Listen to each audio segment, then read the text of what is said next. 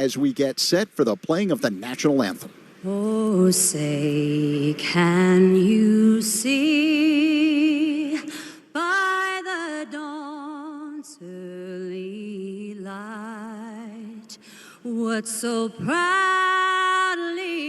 we hailed at the twilight's last gleaming, whose broad stripes and bright stars through the perilous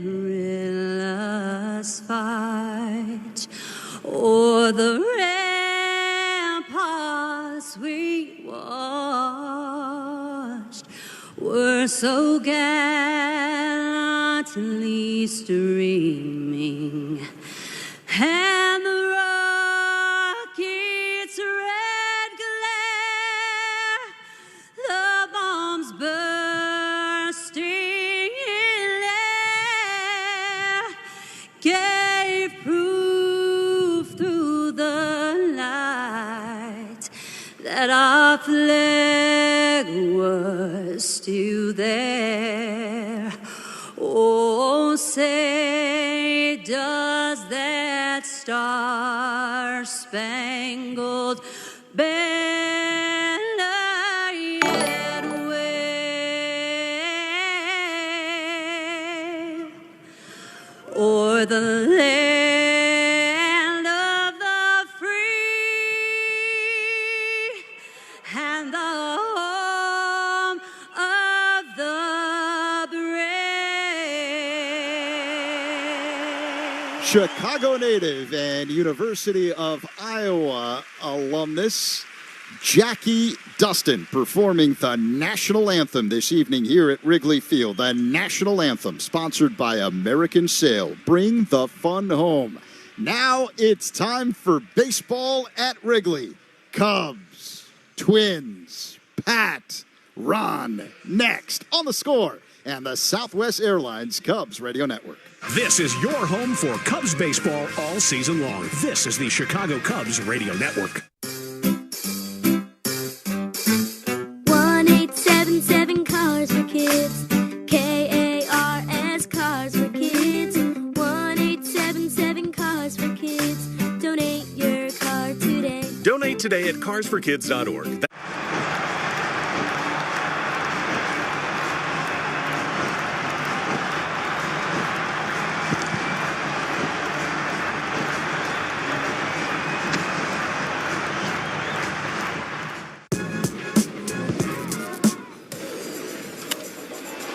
Driven into left center field and deep. Arozarena back, turning, looking. It's off the base of the wall. Soto will stop at second. No, he's going to go for three. And the throw is past the third baseman Caballero. Goes into the dugout. And he's got himself a little league home run if they wave him home. Yes, they will. And it's 5-0 Yanks. A sinking fastball. Not much sink on him. Luis Arraez now. 1 out of the ninth. Line to center field, a base hit. Wade's coming around from second. Here comes the throw. He will be safe. Welcome to San Diego. Luis Arraez. Walk-off base hit. Padres win it. And it should be no surprise that Arraez comes through with the big hit. Time to celebrate. 3-2, Donovan runs, Goldschmidt takes, strike three, throw to second to tag, double play. Runner goes, Higashioka's throw is great, and they got him again. And Higashioka launches it to deep left.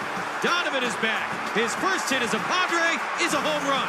What an inning for Kyle Higashioka. Throws out two guys trying to steal in the top and goes deep in the bottom. Good for the kid. Holiday no doubt feeling the pressure. Gone. Back near the stands. That ball is gone. A game-winning home run. Can you believe it? This is what you came here for. You got the Cubs game on the Score.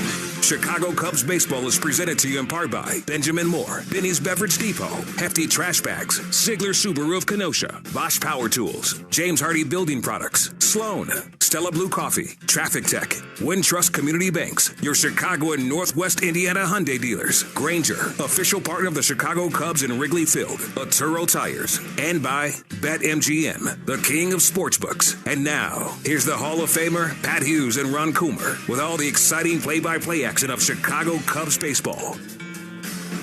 Chicago Cubs baseball is on the air from Wrigley Field in Chicago. It's Game 2 of this 3-game series between the Chicago Cubs and the Minnesota Twins.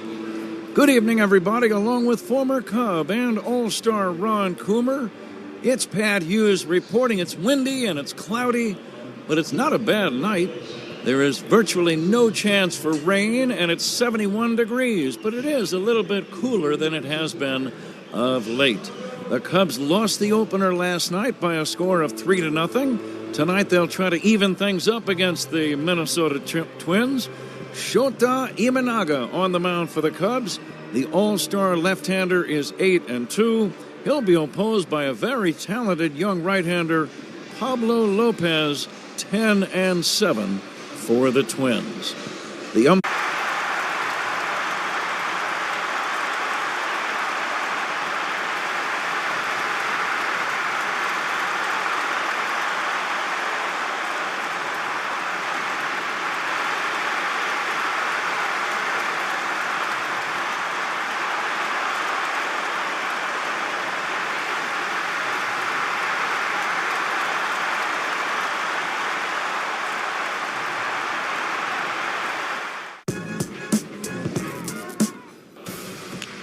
In the air, out to left and deep. Marsh to the wall. There it is! 300 home runs for Andrew McCutchen. A milestone here in Pennsylvania. It's been 236 days, and there it is. A hat tip to you for all the thrills. Andrew McCutchen. 1 on, 2 out. 1-1. Ohtani unleashes high into the Friday night sky and gone. Boy, does he look good in Dodger blue. Number 22 and a 2-0 lead. Ohtani's 7th home run in his last 11 games. It's a beautiful thing. Wow, that ball was crushed. My goodness.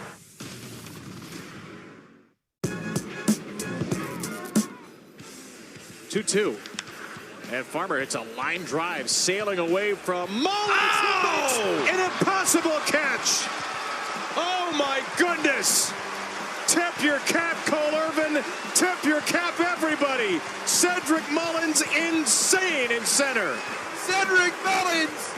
To school haircuts.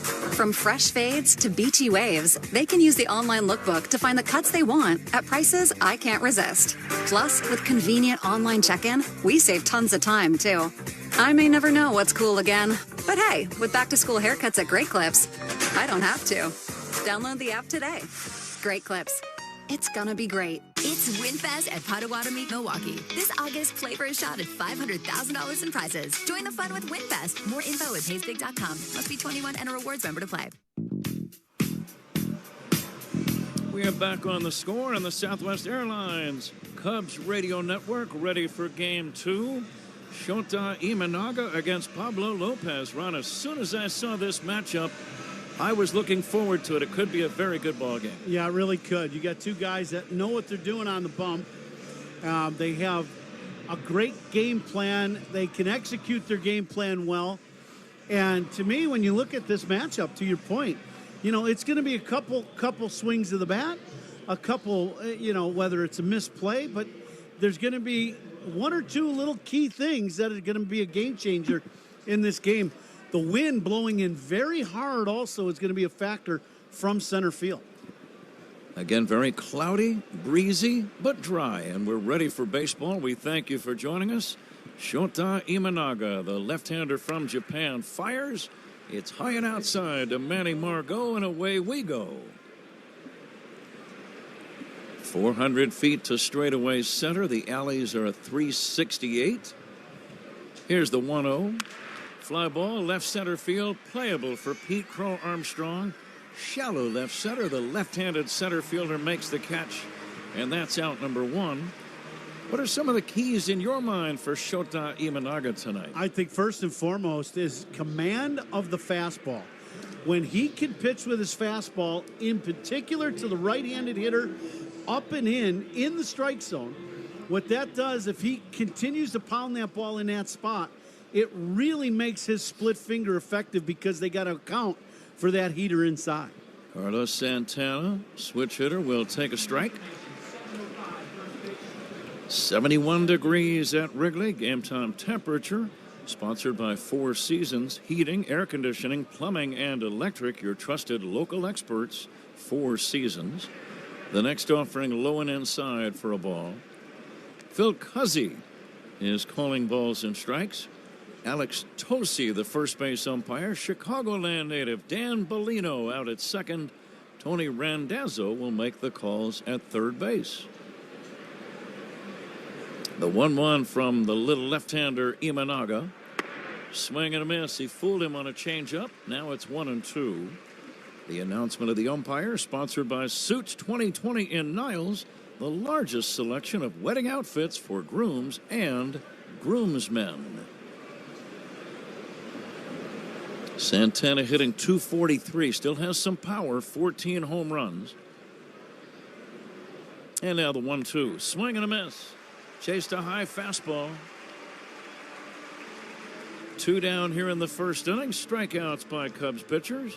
Sponsored by your Chicago and Northwest Indiana Hyundai dealers. Own every mile in a brand new Hyundai. And here is Royce Lewis. It's that high fastball we were talking about, up and in. That one might have faded a little more to the middle, but good fastball after a split. Speed Gun, powered by Xfinity. Stream sports with Xfinity because it's only live once. Lewis swings and misses. Shota so far with a good fastball, Pat. That last one, 93 miles an hour. Here comes the 0-1 from the all-star Imanaga. Swinging a foul back, and the count 0-2. Shota Imanaga, Ron, really has been outstanding. When you look at his year, he's made 20 starts, only 2 that were games where he was hit hard and gave up a lot of runs. Yeah. He's given up 0 earned runs in 7 games and 1 or 2 in most of the others. Here comes the 0-2. Fastball is outside, 1-2. Yeah, he's absolutely done his job. And when you started out in spring training and he was getting, having to try to figure out some of the ways of playing here in the States as opposed to in the Japanese league. And all of a sudden, he has figured it out in a big way. He's had a great year. 1-2 pitch, swung on and missed, strike 3. Got him on a changeup. 3 up, 3 down with a couple of strikeouts. And again, the strikeouts, those are sponsored by your... If I can peel this one page away from the other one. Now it's time for Who Can It Be? We're going to show you a childhood photo of a big leaguer. Can you guess who it is?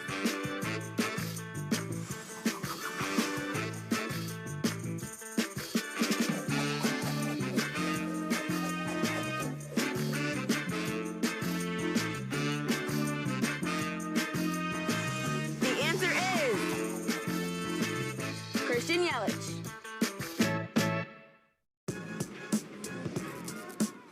Again, Blanco 1 pitch away. Ground ball. Dubon throws to first. No hitter. Ronald Blanco in his 8th career start. The 30-year-old makes magic on April Fool's Day. Today, he makes history. Unbelievable.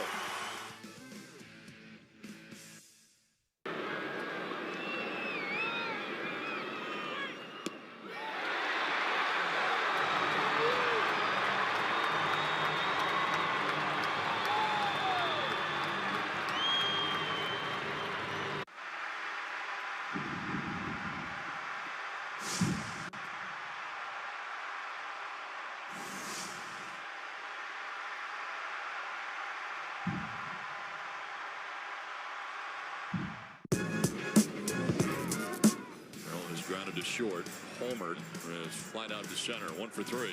Always wanted at the Hyundai Getaway Sales Event. Get the hottest deals of the season on many of our award-winning Hyundai models, which all come with America's best warranty. But get going, because these deals won't last. Add more joy to your journey at the Hyundai Getaway Sales Event. Now for a limited time, get 1.99% APR for 60 months on the Hyundai Tucson or Elantra. Hurry into the Hyundai Getaway Sales Event. Offers end September 3rd. Call 562-314-4603 for details.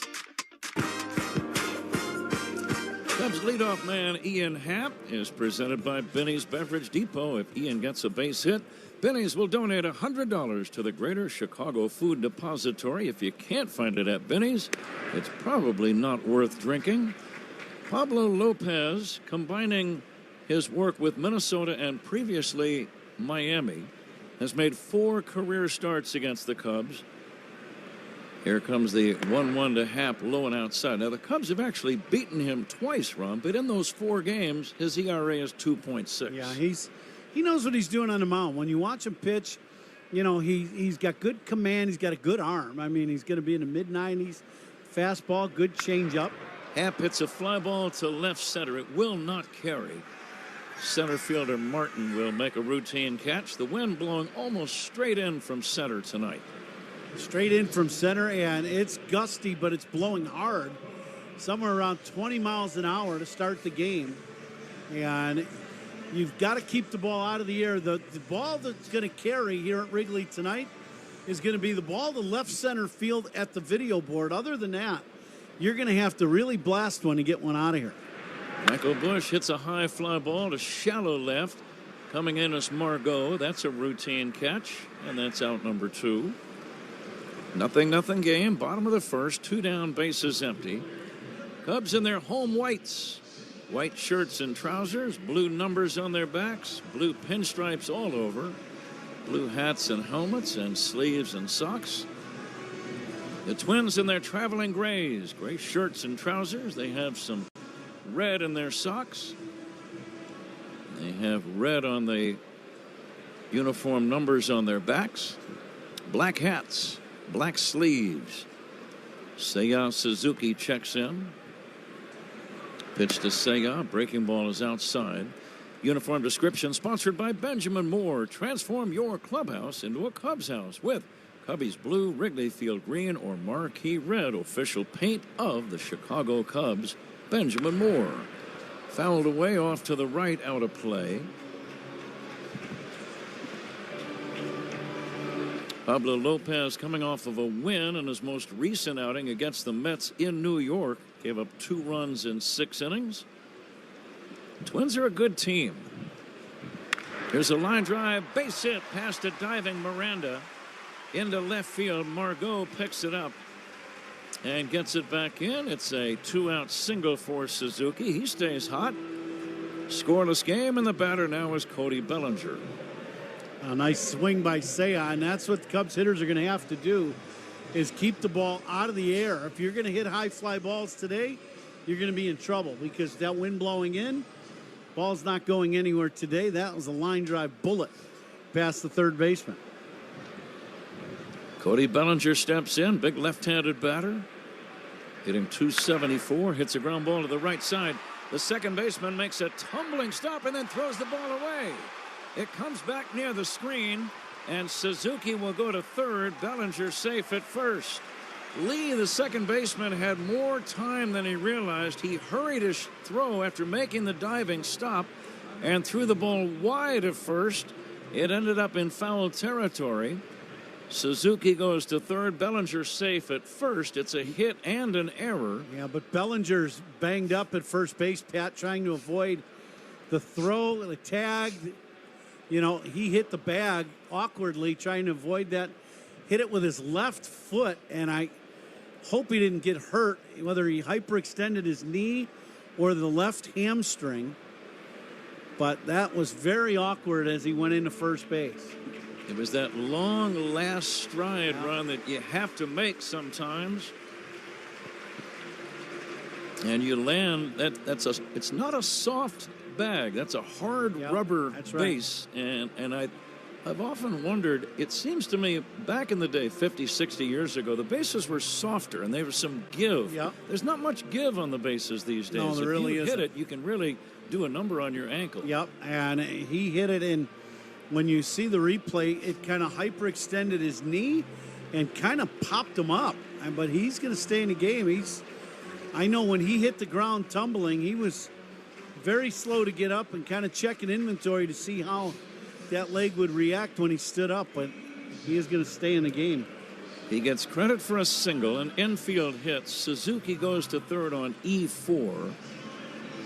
No score in the game. 2 down men at first and third, bottom of the first, and here is Isaac Paredes. Isaac just 3 for 27 in a Cub uniform. This would be a good time to bust out of a slump. He takes a slow breaking ball for a strike from Pablo Lopez. But again, getting back to those bases, Ron, you see guys turning ankles and pulling muscles in their lower legs when they land awkwardly. Here comes the 0-1, swinging a foul back, 0-2. I wonder why the change was made. It seemed like the older bags, and maybe there was a cost consideration. Maybe the new ones are more cost effective and last longer. That could be it. Yeah, well, they change out the bases every day now. They give these bases away every day because they're logoed on the side with the actual game that's played.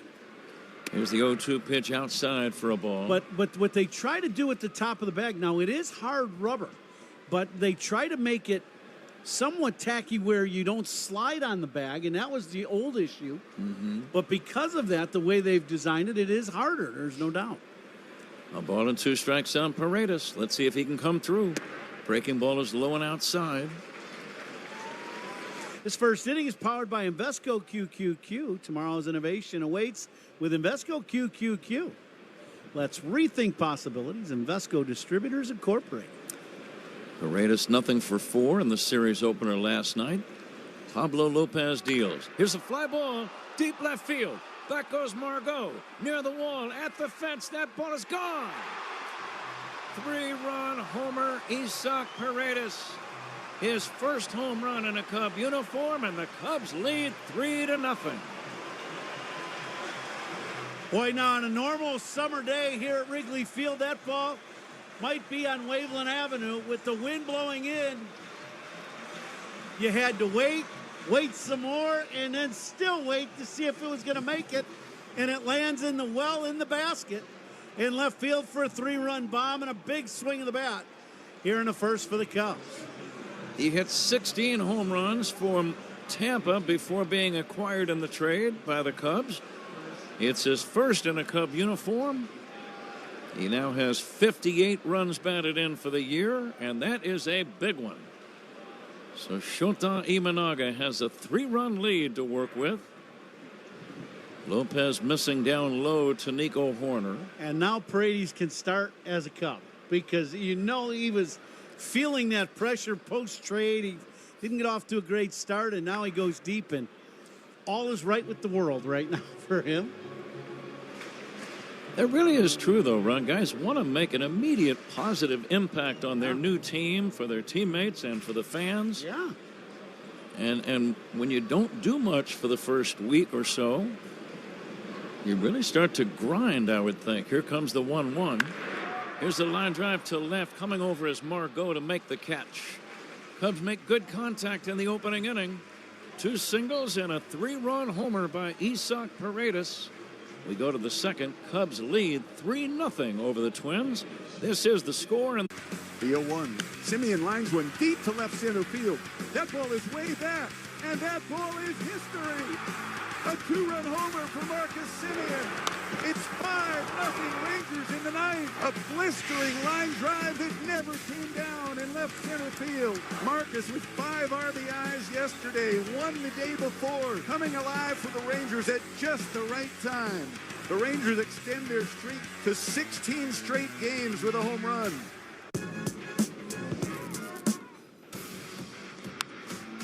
Tani drives one to right field. It is gone! was threatening that corner, and it just stayed fair. The 200th home run of Shohei Ohtani's career. 200th home run, hit it almost 108 miles an hour off the bat. Beautiful swing, just fair. Congratulations, Shohei. That's quite an accomplishment. 7 up, 7 down, all via the strikeout for Skeens. 11 strikeouts for Skeens. 6 innings of no-hit baseball in his first career start on the road. What a man! Wow. Paul Skeens! You gotta love it, Pittsburgh. He's yours. He's yours. He did not disappoint. Came out, was spectacular. His first major league win.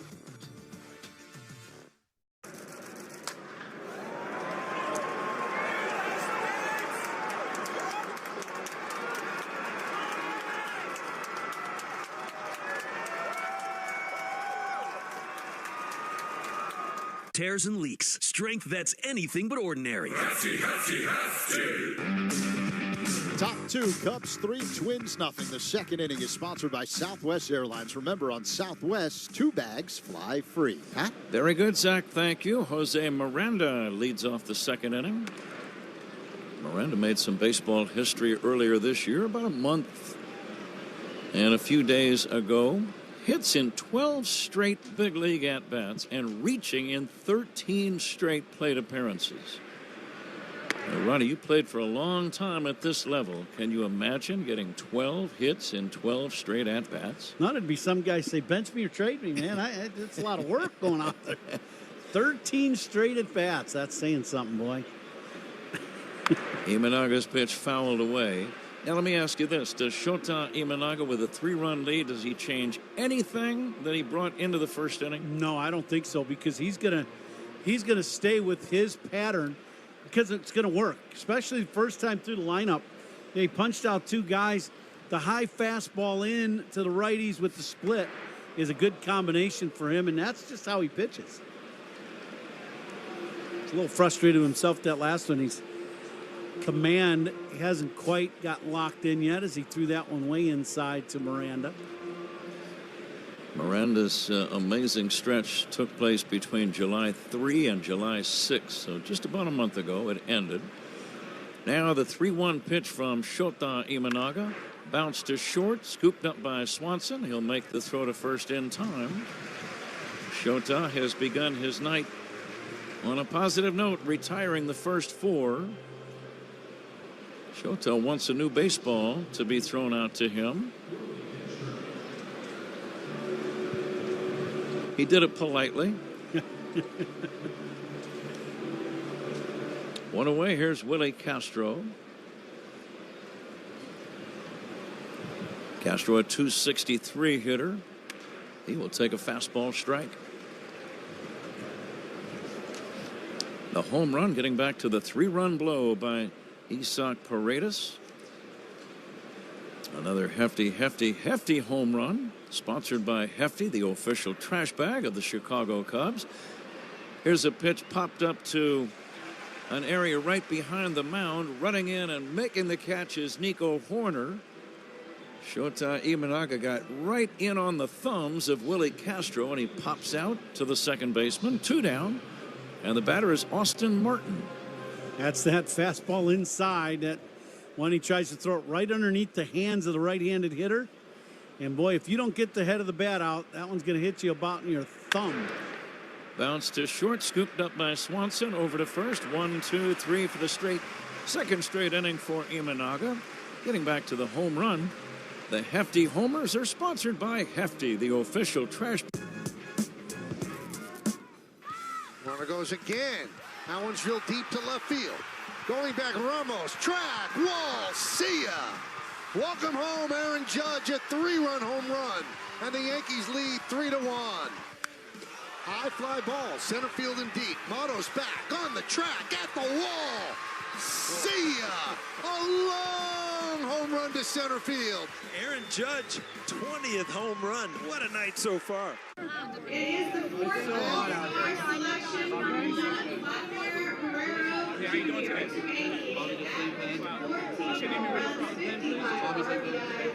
DR is in the house. Stop blaming on you. You see the pitch describe it to Harper looking for his first hit. Fly ball left center field. Pretty well hit. Benson's going back. It's gone! First home run of the year.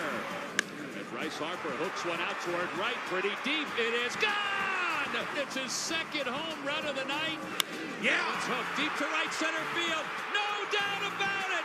A 3-homer game! He caps it off with a grand slam! 23 Plum 911.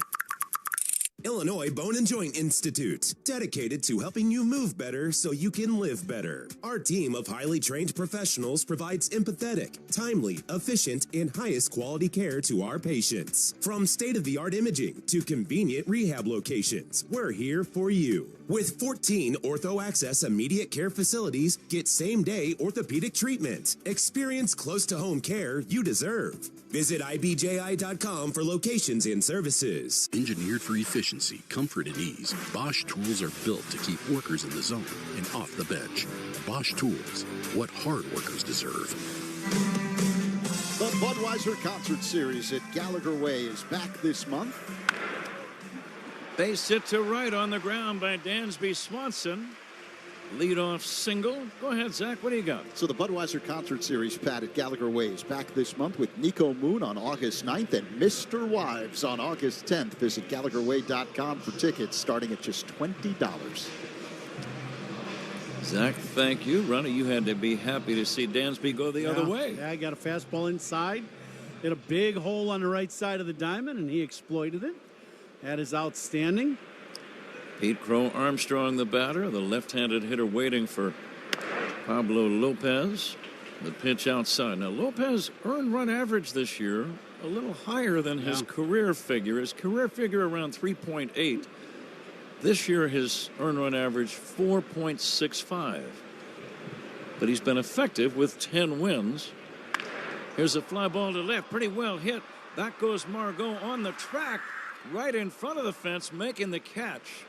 And returning to first is Dansby Swanson. On a different night, Ron, that ball might have carried out of here. Yeah, there's a lot of nights that's a home run.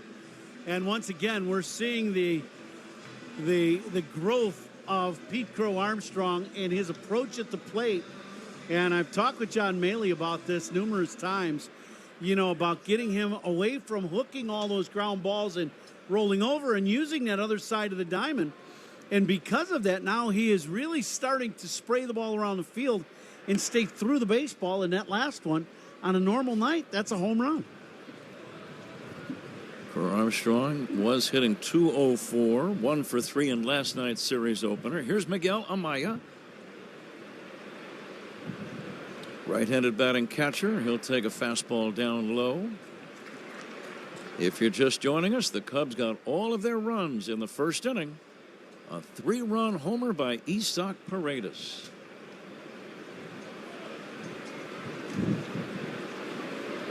You can hear the wind hitting some of our microphones. It's breezy and the wind blowing in tonight. Much more of a pitcher's night than a hitter's night. Fastball strike 2 and 1. I got everything I can use to hold down all the papers that we've got. Swing and a foul at the plate by Amaya. Double plays turned by the Cubs tonight. They're sponsored by Nissan. They make cars that thrill. Experience the thrill for yourself today at Nissan and experience the thrill of that wind when it's blowing. I really liked it when it was windy like this when I was playing. Only flip it around and go the other way. I understand. Then I was really happy. So you get an extra 20 or 30 feet of carry. Well, you couldn't wipe the smile off my face coming to the ballpark when it was like that. Today might have been a little grumpy. Now, this is a day. Haven't heard the word grumpy on Cubs radio very frequently lately. I kind of liked it. Here's a swing and a foul back. But this really is more what you would expect, Ron, in mid-April or early May with the wind blowing in like this, not on August the 6th. Yeah, this is a rarity. You know, major weather change, 71 degrees. It's been very hot, very humid here around the Chicagoland area and in the Midwest for quite some time. But, boy, major change today. Bounce to third, charging, gloving on the first hop. Miranda looked at second, but he'll throw to first. And that's going to be the second out in the inning. So safe at second is Swanson. And here's Ian Happ with an RBI opportunity with 2 down. Kind of an odd play there as that ball hit the third. Miranda wanted to throw that ball to second base. Swanson does a good job of digging into second and not allowing him to throw and get the force out. And I think Amaya was looking at the third baseman to see if he was going to throw to second, and then he got a chance to set his feet and then throw the ball across the diamond. It was a close play at first. Now Ian Happ with Swanson at second base will take a strike. Yeah, you were probably in that spot many times as an infielder. Yeah. You see a grounder, you've got a chance for a double play, but you don't want to be late on the first throw. Any throw to second has to be in time without any worry on your part. Absolutely. And that was a play where Miranda's running hard in. He's going to have to throw across his body on the run. He made the right choice. And they just barely got a mile. Happ fly to center his first time. Here's the pitch on the way. Ian batting left-handed, takes outside. Happ has been slumping, missed a game with a sore shoulder after colliding with that ivy-covered brick wall in the Saturday game against St. Louis. It was a great effort by Ian. But he's hitting just 153 since the All-Star break. They need him. They need everyone. Here comes the 1-2, fisted foul out of play. I wrote down a note here, Ron. You're getting to the point now. Cubs will have 46 regular season games remaining after tonight. Cubs really can ill afford to lose any more series. Maybe 1 or 2, but you can't lose many series from here on in and hope to be in the playoffs. Here's a bouncer out toward short. Gloving it is Castro, and he'll throw to first in time. Yeah. Willi Castro made the play. We'll continue this thought when we come back. Cubs don't score, leave 1 on to inning number 3.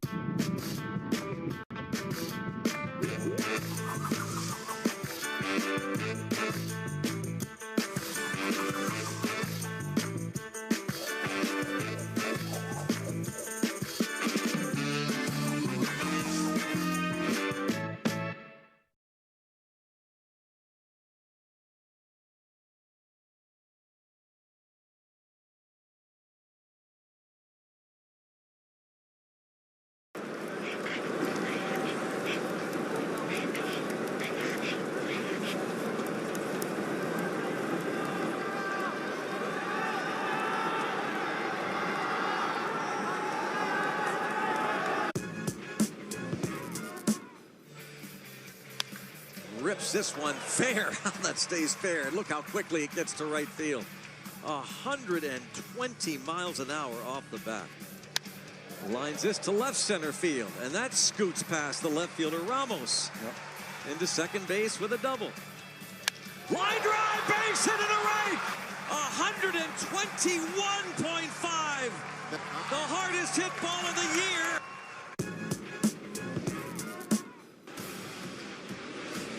Yaz to right center field and deep. On its way, and it is gone at Fenway Park. Mike Yastrzemski.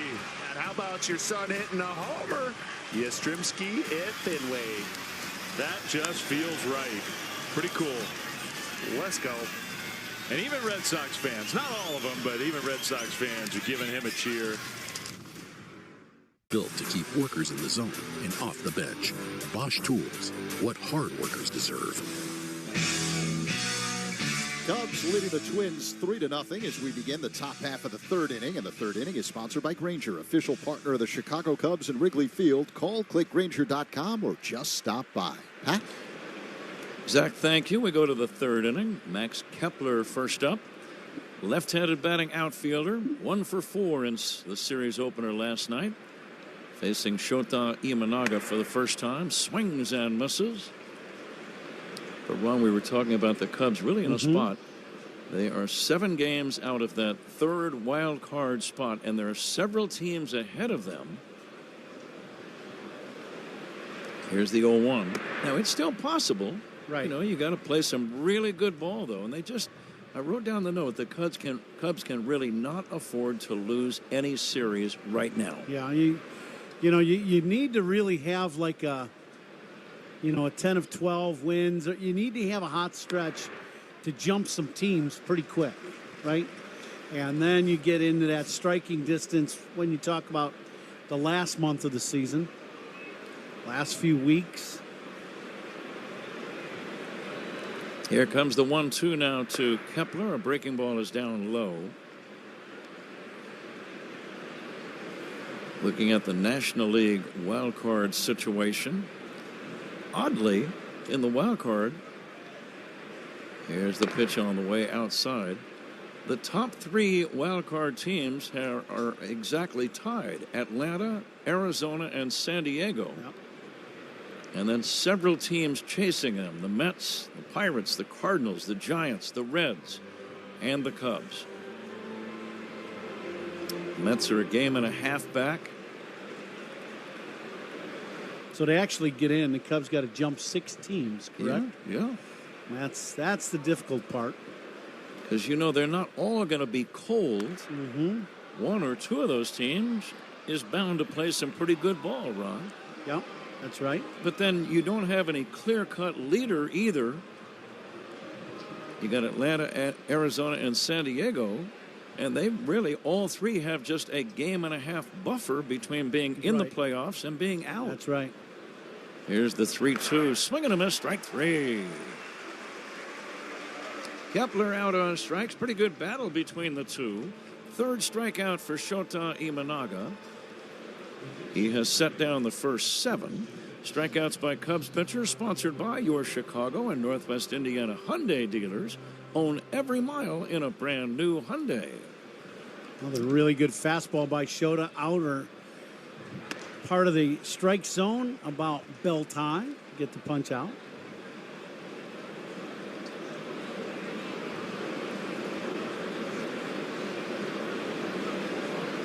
Vasquez with an 0-1 count.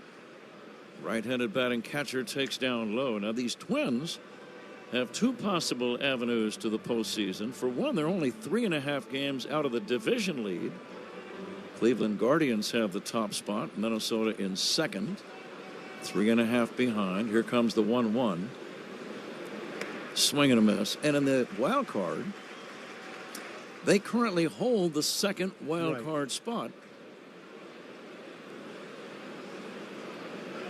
The Yankees have the top, then Minnesota and Kansas City. Those would be the 3 wild card teams if the playoffs began today. And the Twins play the Guardians right away, right after this series, I believe. Cubs will be heading to Cleveland within the next week or 2 as well. In fact, the Cubs will be there starting a week from tonight. Yep, that's right. Or a week from last night it would be. Here comes the 2-2 pitch on the way. Just a little bit low in the count, 3-2. But Boston is a game and a half out of the wild card. Tampa 4.5 and Houston 5. I think everybody thought that was strike 3 except for Phil Cuzzy. He is the home plate umpire. He's the only one that matters. His opinion is sort of significant. Vasquez was kind of walking towards the bench and went, better stop. He didn't call it a strike. Yeah, you look kind of guilty when you do that. Yeah, very much so. Yeah, when you step across the plate on the third, you're like, okay. Well, if you think it was a strike, then maybe I do too. Here's a swing and a foul out of play. And we're coming to you live all season long from the Invesco QQQ broadcast booth. Proud ETF partner of the Chicago Cubs.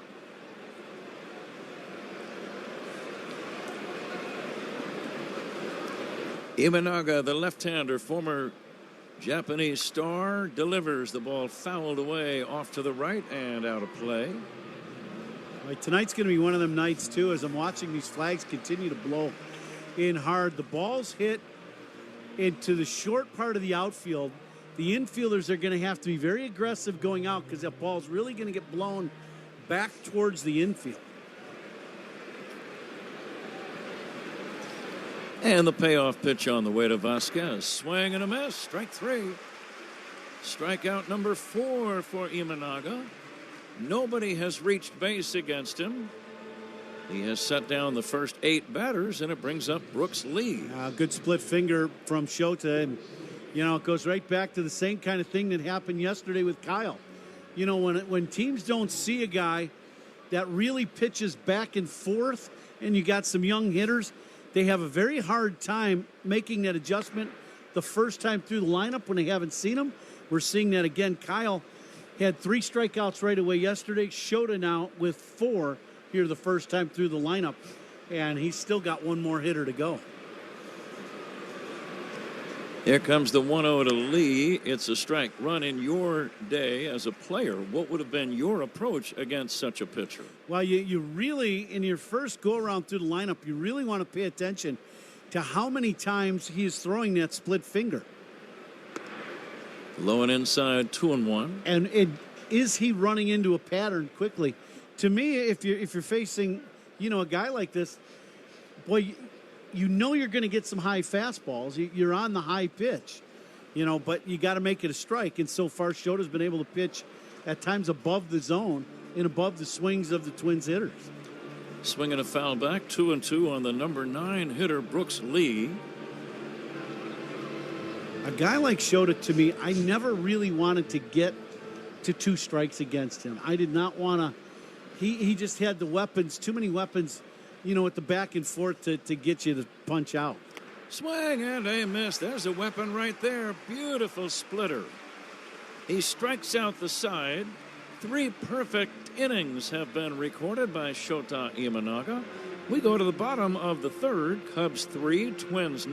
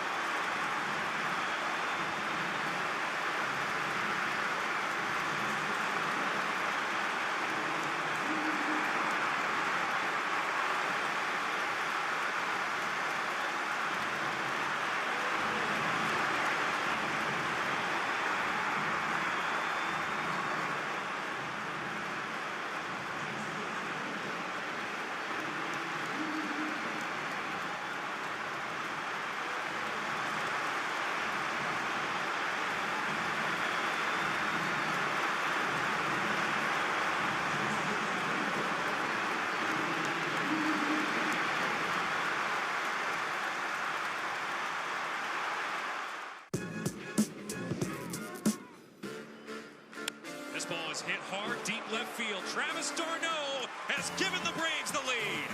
Shot from Travis d'Arnaud. He's looking to add another. D'Arnaud goes yard for the 2nd time tonight. This one is hit well. Deep left center field. It is a grand slam for Travis d'Arnaud.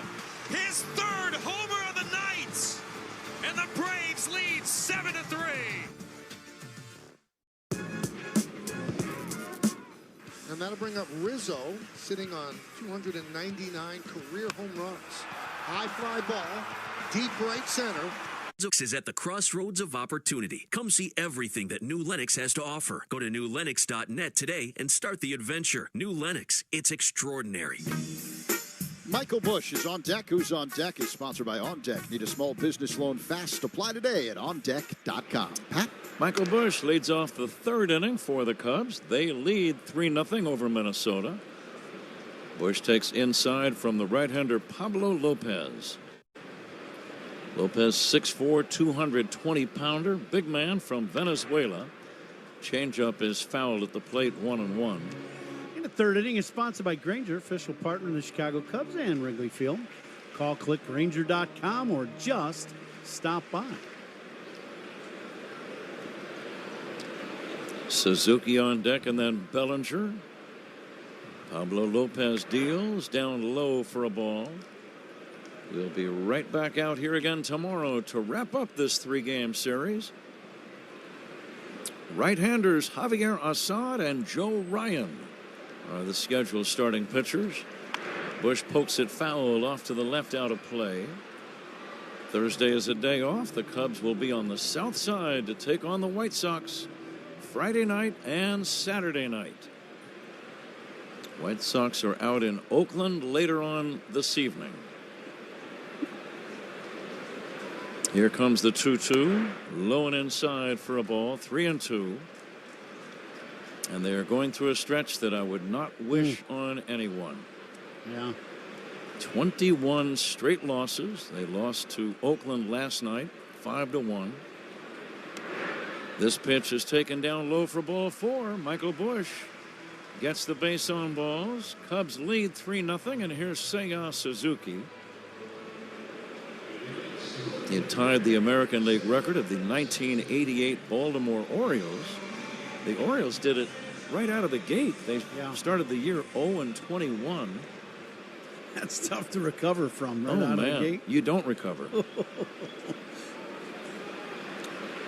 There's a fastball inside for a ball. Now the league record in the National League since 1900 is 23 by the Phillies, 1961. Here comes the 1-0 pitch outside for a ball.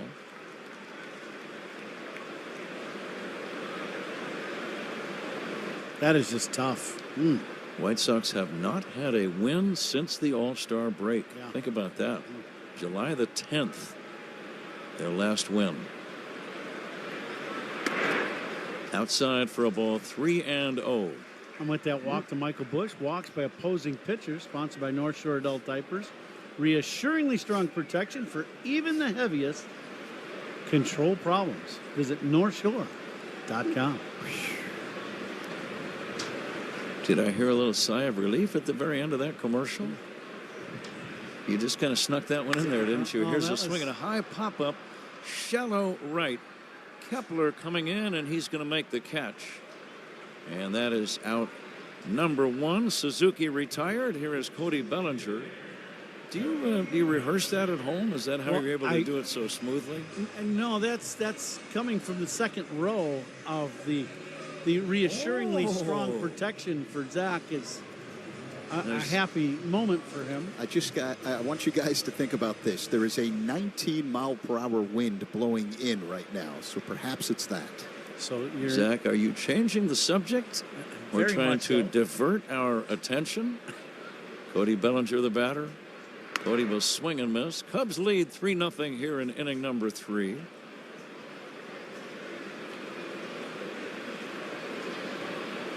Zach will be along in the 5th inning to work with Ron Coomer.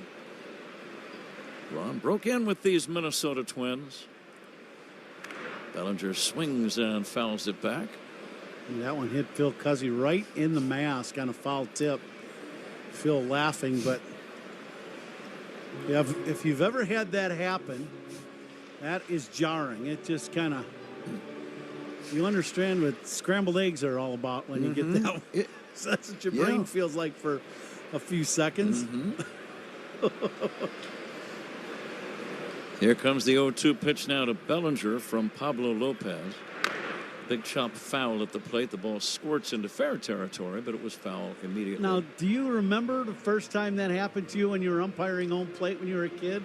Because you didn't catch. You were a shortstop as a kid playing ball, and I was too. We were infielders, but you know, you go back there when you're umpiring and you get that one right in the mask, and that it was like batting and getting hit in the head, in the helmet. Very similar, and that I've had that happen a time or two, and that's not pleasant. But you start realizing the importance of a good, strong mask. Yes, you do. 0-2 on Bellinger, but that's part of being an umpire, part of being a catcher. Fly ball to center. It's going to be caught by Martin. I'll tell you what you realize also, not all parts of your feet are covered. No. You have the shin guards and you have the steel toe in the shoe, and that helps a little bit. But like the inside of the foot on the sides of the foot, no. You get hit with a fastball that skids under the catcher's glove, and not fun. Very painful. Isaac Paredes, the batter. Isak's 3-run homer is the difference in this game. It came in the first inning, and it followed 2-out singles by Suzuki and Bellinger. Cubs kind of got a break on Bellinger's single. A good throw might have had Cody at first. But the second baseman, Lee, kind of hurried his throw and made a bad throw. Well, I think he got a little disoriented because he kind of slid. And I think what he did is he jammed his knee into the ground and it kind of flipped him over. And I just feel like he was a little discombobulated a little bit and then just tried to fire the ball and really threw it wild. Paredes will take a strike from Pablo Lopez. Cubs leading 3-0, bottom of the third. A cloudy, windy summer night at Wrigley. Lights have been on. They're having an effect now, but still in the twilight hour. And will be for another 20 minutes or so. Isaac Paredes waiting. The runner goes. The pitch. A little looper, shallow right. That's going to fall in for a base hit. Racing to third, Michael Busch. He's going to try to score. Here comes the throw by Kepler. Not in time. The throw to second base, and that is in time. Nice base coaching by Willie Harris. Nice base running by Michael Busch.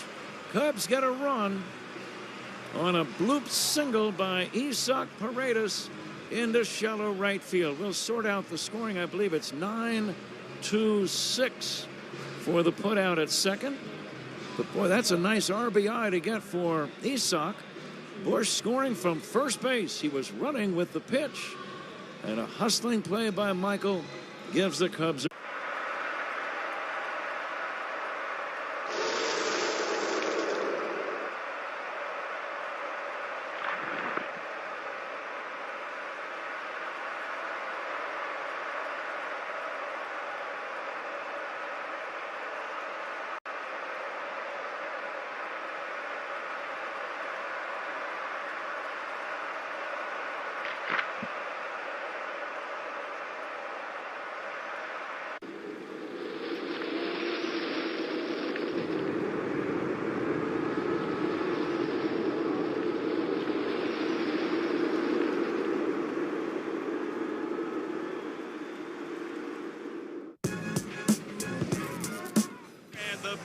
Have the bases loaded with 1 out for Cal Raleigh. Swinging a well-hit ball deep to right field.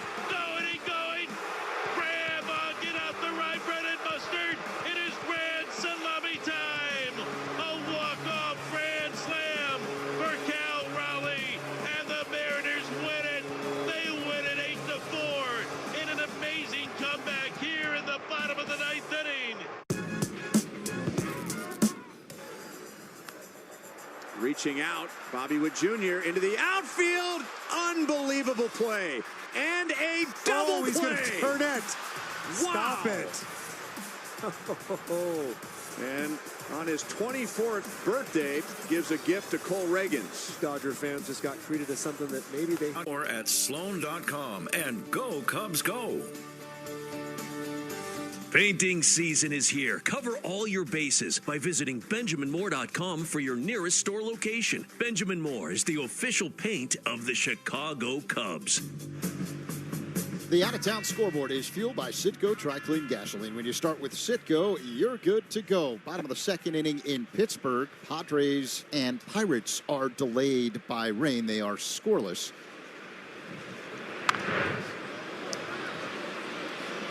We go to the 4th inning, Zach. Leading it off is Manny Margot. He has the count of a ball and a strike. What other games are you following? So top of the 8th inning in Miami. It's all Cincinnati. The Reds with an 8-2 lead over the Marlins. Ellie De La Cruz with a 2-run double. Popped up foul and back out of play. C.J. Abrams with a 3-run home run. The Nationals lead the Giants 8-5 now. Last of the 6th inning in our nation's capital. It's the Blue Jays on top of the Orioles 5-1. Top of the 7th inning, Alejandro Kirk with a 3-run shot. Nobody has reached against Imanaga in 3 innings. Here's the pitch to Margot. Swing and a miss. He has set down the first 10 batters. 6 of them on strikeouts. 1 away in the 4th. Cubs on top 4-0. He sought Paredes after a 3-run homer in the first run. He got that bloop single that turned into an RBI in the bottom of that 3rd inning. Boy, that's one of those where you tell Michael Bush, wait till we go on the road trip. We get to where do we go next? We go Cleveland. Is that the next city we go to? I believe so. Yep, stakes on me, buddy. Good hustle by Bush. Yeah, that was good base running. He took off early, rounded second. He was going, and Willie Harris did a nice job of, hey, take a shot at the plate. You know, Kepler hadn't got to the ball yet, and Bushy was rounding third base. So very good heads-up base running and coaching by the Cubs. It's one of those rounds with 2 outs. You think, why not? Yeah. Down low for a ball. So you got Nico Horner on deck. He would have been the next batter had you decided as a coach to hold the runner at third. Nico hitting about 250. So that means he'll drive in the run 1 out of every 4 times. As a base coach, are you thinking, and you know where I'm going with this, does he have better than a 25% chance of scoring if I send him? If the answer is yes, you give him the green light. Absolutely. Right? Well, you got the right fielder, Kepler. He's running in full speed to come get that little bloop over the infield. Fastball is inside, and Santana draws a walk. The first blemish on the slate of Shota Imanaga tonight. A walk with 1 away in the 4th inning. Shota wanted this pitch. He thought that was a strike, and that's about as borderline as you can get. And when you're going as good as he is so far, he kind of expected that call and didn't get it. The Cubs count on Granger's help to keep beautiful Wrigley Field running as Royce Lewis hits a fly ball to deep left field. Trouble, back is Happ near the wall. That's a home run into the basket, and Minnesota takes a bite out of the deficit. A 2-run homer for Royce Lewis, and now it's a 4-2 ball game. Line smash. Happ went back. The wall about 11.5 feet high there. It landed in the basket, just leaving Wrigley Field, similar to the home run hit by Paredes earlier. Yeah, this one a line drive and gets a little protection from the wind with that scoreboard in left, and that is the spot where the ball will carry if you keep it out of the wind. And that's just the line drive, landed in the basket just over Ian's head, right as that outfield brick wall and ivy curve in the well. Fly ball to shallow left, racing in Ian Happ. Going out and making a tough basket catch is Dansby Swanson. Boy, in the wind with your back to the infield going out, that's not an easy play. Very difficult play, and we talked about that right at the beginning, that for Cubs infielders, you have to be aggressive going out on these short fly balls because the wind is going to grab them and bring it back to you. And Dansby with a great over-the-shoulder basket catch. That is not an easy catch. 2 down, 2 runs in. Cubs lead 4-2. Inning number 4. Willi Castro takes outside. That could be the catch of the game. We could. Pretty good one. The Cubs count on Granger's help to keep Wrigley Field running. To get the products you need, call clickgranger.com or stop by. Granger, official partner of the Chicago Cubs and Wrigley Field. We still have to make our attendance picks in the Benny's Beverage Depot attendance game. If you can't find it at Benny's, it's probably not worth drinking. Fastball low and in to Willi Castro. I'll go ahead and get us started. Right. I'll say 36,163. Cubs lead 4-2 here in the 4th inning. Castro lines one to left, coming in, Happ, and slides, makes a beautiful backhand diving catch. Is Ian okay? He caught the ball and then landed with the full weight of his body on that left wrist. I think he's okay. That could not have felt great. He did make an excellent play.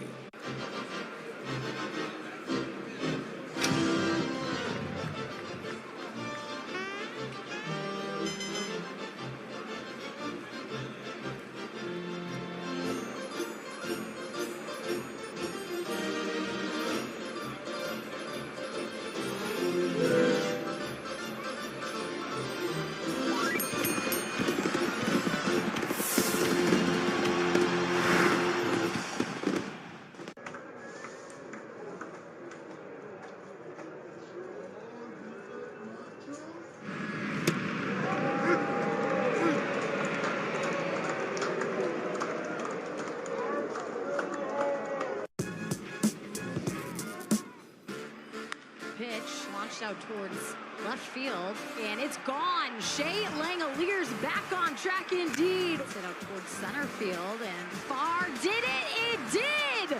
Shea Langoliers loves this ballpark. He swings at the first pitch. That is sent deep. Shea Langoliers, have yourself a game. A 3-homer game. Out away from winning it. Clase's 0-2 is fouled into the glove for strike 3. Good morning, good afternoon, and good night to the National League. The AL's back on top with a 10th win in the last 11 All-Star games. Well, we saw a little bit of everything. We saw power. We saw power arms. It looked really good for the National League after Shohei Ohtani hit the 3-run homer, but then quickly the American League tied it right out in the bottom of the inning and never looked back. 3, 2, 3, 4. You're out of there, leaky store brands. When all else fails, try North Shore Adult Diapers for even the heaviest control problems. Visit NorthShore.com. League Leaders are sponsored by the Village of New Lenox, leading the way in residential and economic development. Bobby Witt Jr. of the Royals leading the majors in batting average, hitting .344. Aaron Judge, the power man, 41 home runs, 103 RBIs. Nico Hoerner will take a strike to start the bottom of the 4th inning, Zach. And Ellie De La Cruz of the Reds has 58 stolen bases to lead the majors, Pat. Hoerner lined out to left his first time. Nico takes inside ball 1, 1-1. The scoreboard out in center not working right now, so we'll have to do it in our heads. Boy, are we in trouble. Here comes the next pitch to Nico. It's inside. Cubs baseball brought to you by Stella Blue Coffee. In fact, I saw Zach having some Stella Blue earlier. You look like you were enjoying it. Would you like to read the commercial for Stella Blue, Zach? Yeah, there you go, Z. Yeah, I had the Electric Avenue. Here's a check swing ground ball to third. Fair. Barehanded by the third baseman, but his throw is late. Miranda almost made a miraculous play. He barehanded the ball right near the bag. The ball just fair. And it's an infield single for Nico Hoerner. This is kind of a dangerous play for Miranda. It's a very good play. But if he whiffs on this catch, there's nobody behind him. The shortstop stays where he's at. That ball's going to roll down the line. That's going to be a double. And that would have been the softest hit double that Nico has ever had. But Miranda did make the play barehanded, and Nico with a base hit. Dansby Swanson swings and misses. Zach, what do you got? Yeah, so I had the Electric Avenue, the dark roast, and with each purchase of Stella Blue Coffee, proceeds go to Paws Chicago, helping pets in the Chicagoland area. Yeah, I'm jacked up after that coffee. And you can buy Stella Blue Coffee now at Mariano's, Jewel, Pick and Save, Metro Market. You can order online if that's easier for you at StellaBlueCoffee.com or Amazon Prime. Stella Blue Coffee, helping homeless pets in need. Very nice read, Zach. Here comes the 1-1 to Dansby Swanson instead of toss to first. Ron and I have read that many times all year long. Yeah. I don't think we've read it that good. Just didn't quite have the style that Zach did a moment ago. It was very impressive. Why, thank you, Pat. You're very welcome. Here's a pitch taken high for a ball. It's 2-1. Fourth inning sponsored by Wintrust, the exclusive home of Cubs checking. Tomorrow's a day game. We might all need a cup or two of Stella Blue coffee tomorrow.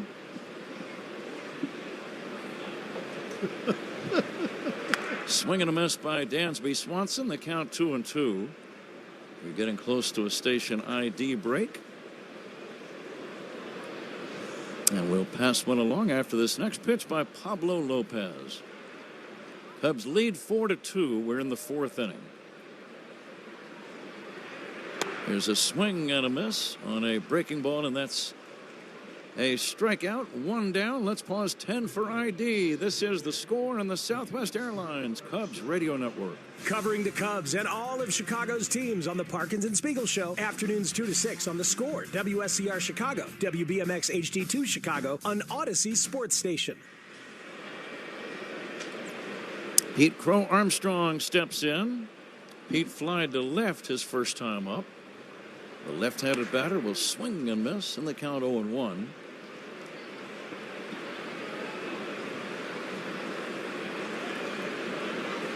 In on the grass at third is Miranda. Most of Crow Armstrong's bunts have gone to the first base side of the mound. Yeah. Here comes the 0-1, low and inside. I just love the idea that the defense is now, he's showed bunt enough, Pat, where you're bringing the corner infielders in. The second baseman has to keep that in mind, too, with that drag bunt that he pulls. And it just brings the infield in. It just gives him more space in the infield to get him a base hit. A check swing on a ball outside. It's 2-1.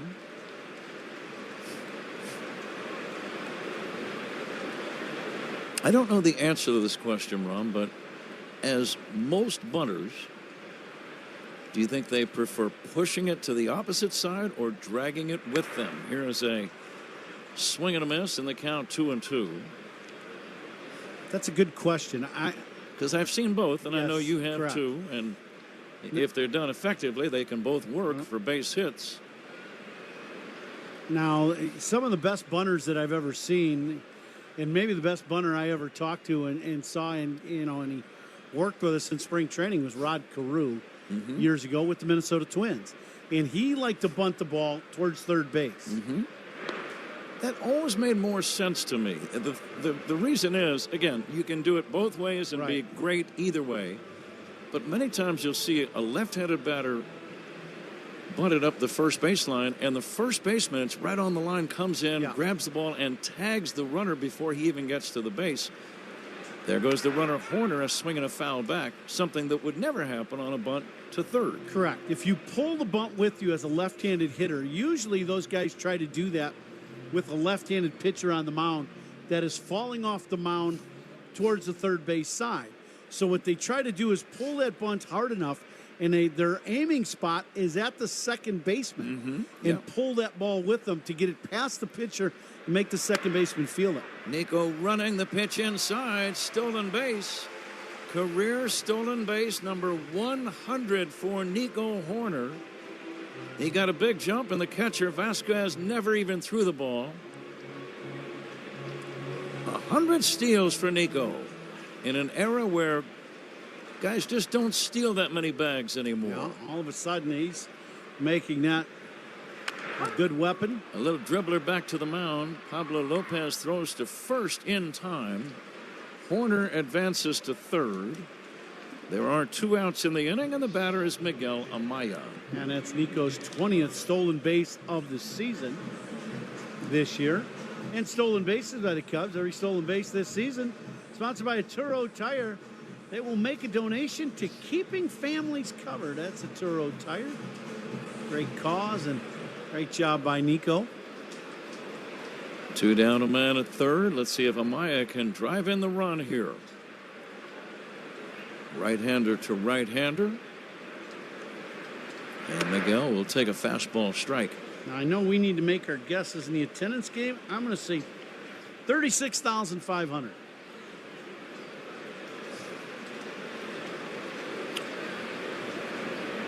Here comes the set by the big right-hander and the 0-1.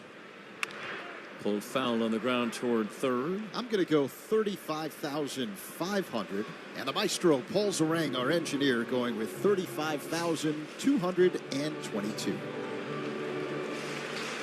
All right, we are all locked in. The Benny's Beverage Depot attendance game. If you can't find it at Benny's, it's probably not worth drinking. Amaya looks at a ball that breaks off the outside corner. Cubs trying to get even in this series. Cubs playing a lot of games consecutively, 14 against the American League right now. This is game number 2. Yeah, real oddity in the schedule. It really is. After this, the Cubs play the White Sox twice on the south side starting Friday night, then 3 in Cleveland, then coming home, a homestand against Toronto and Detroit. Yeah. The next National League team, August 23rd at Miami. That is an oddity.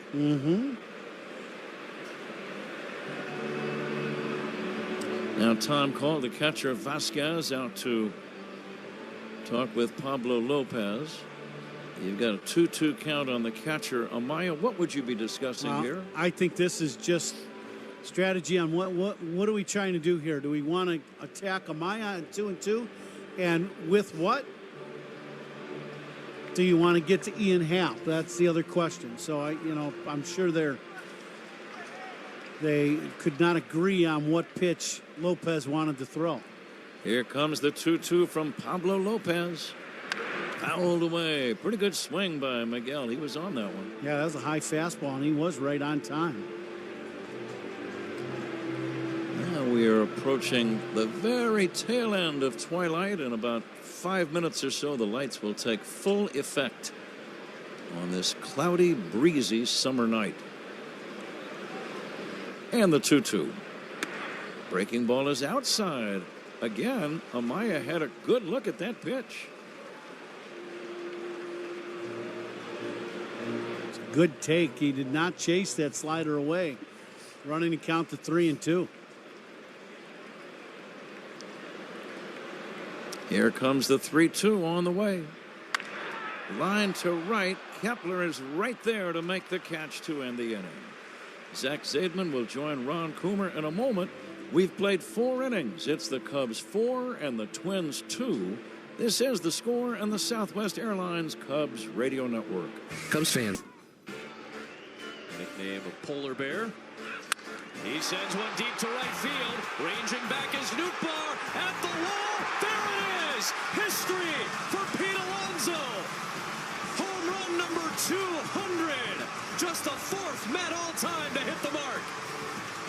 And he slashes the Cardinal lead in half. 200 home runs, on his way for many, many more.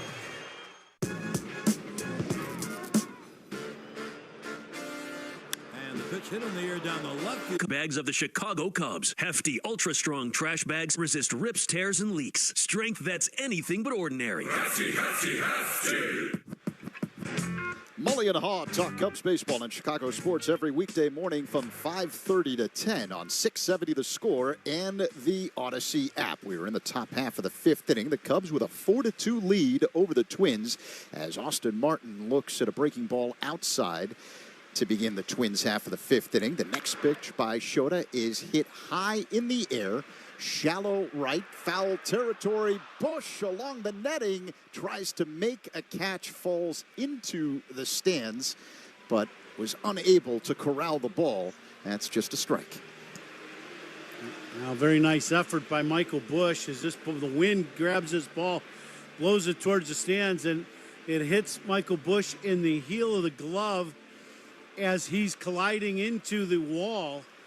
And that little gate area just down past the first base dugout and between the netting and a fan in the first row helping out Michael Bush just to catch him. The next pitch is a one-hopper. Fielded on a high hop by Swanson is thrown to first in time and one away. The first out sponsored by Xfinity. Stream sports with Xfinity because it's only live once. And I know Michael's happy about that. He did not get an error, but it's one of those plays where it could have been caught, but it's a really difficult play because you're crashing into the wall and the ball's hitting you in the glove. But you're much happier when the very next pitch is a one-hopper to short and it's an out. Max Kepler at the plate. He swings and misses at a slider from Imanaga, 0-1.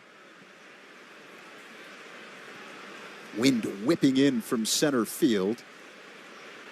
At first pitch, 19 miles per hour. Here's the 0-1. Breaking ball, foul back off the screen, 0-2. Kepler struck out swinging in the third.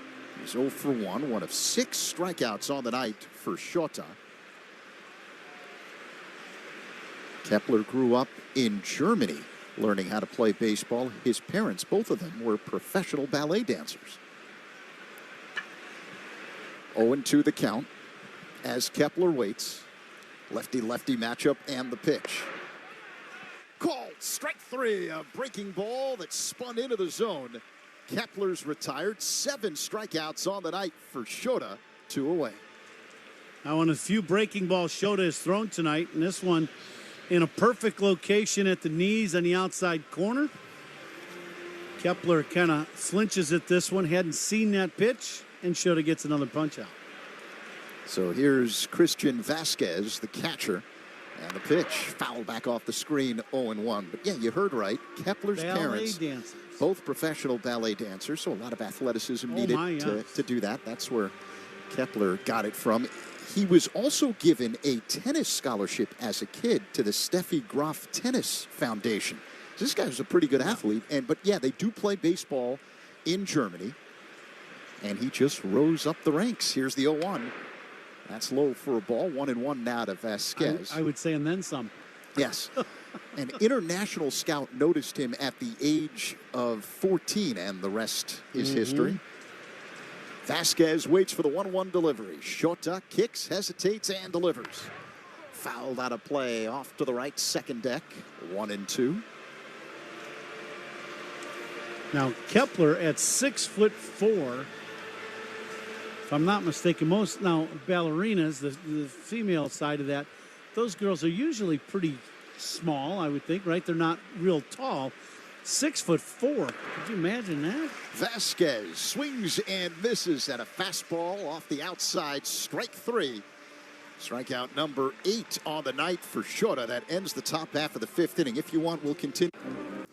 Listen, I've been following you for a while, man. Bottom line is you get your A swing off and generate a lot of pop. I just want to go I'm getting this A to B. Oh, man. Straight to the ball, barrel. Hitting the ball is the hardest thing to do.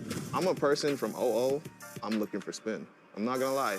I'm going to look for spin, but I'm going to time up a fastball. 0-0, if you spin it, I'm swinging. Like, if you spin it in the middle, I'm going to destroy it. Tyler Fitzgerald, who's hit a home run in each of the last 4 games he's been in. He's swinging, he hits a high drive deep to left field, and has he done it again? Yes, he has. Way back into the Dodger bullpen. Now that is an amazing feat. That's the 5th game in a row in which Tyler Fitzgerald has hit a home run. Well, he gets a hanging breaking ball. You've been sitting upstairs to this guy right now, and he's going to make you pay.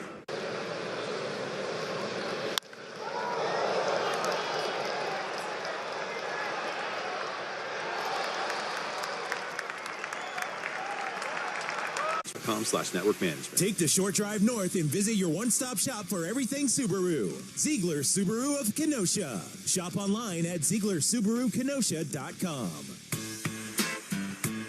The Cubs marquee Odyssey, Stand Up to Cancer, and American Airlines are joining forces to host a multi-day effort to raise funds for cancer research. Cubs for a Cure culminates Saturday, August 17th at Gallagher Way with fundraising activities. Fans that purchase tickets at Cubs.com/specials will receive a Cubs for a Cure t-shirt.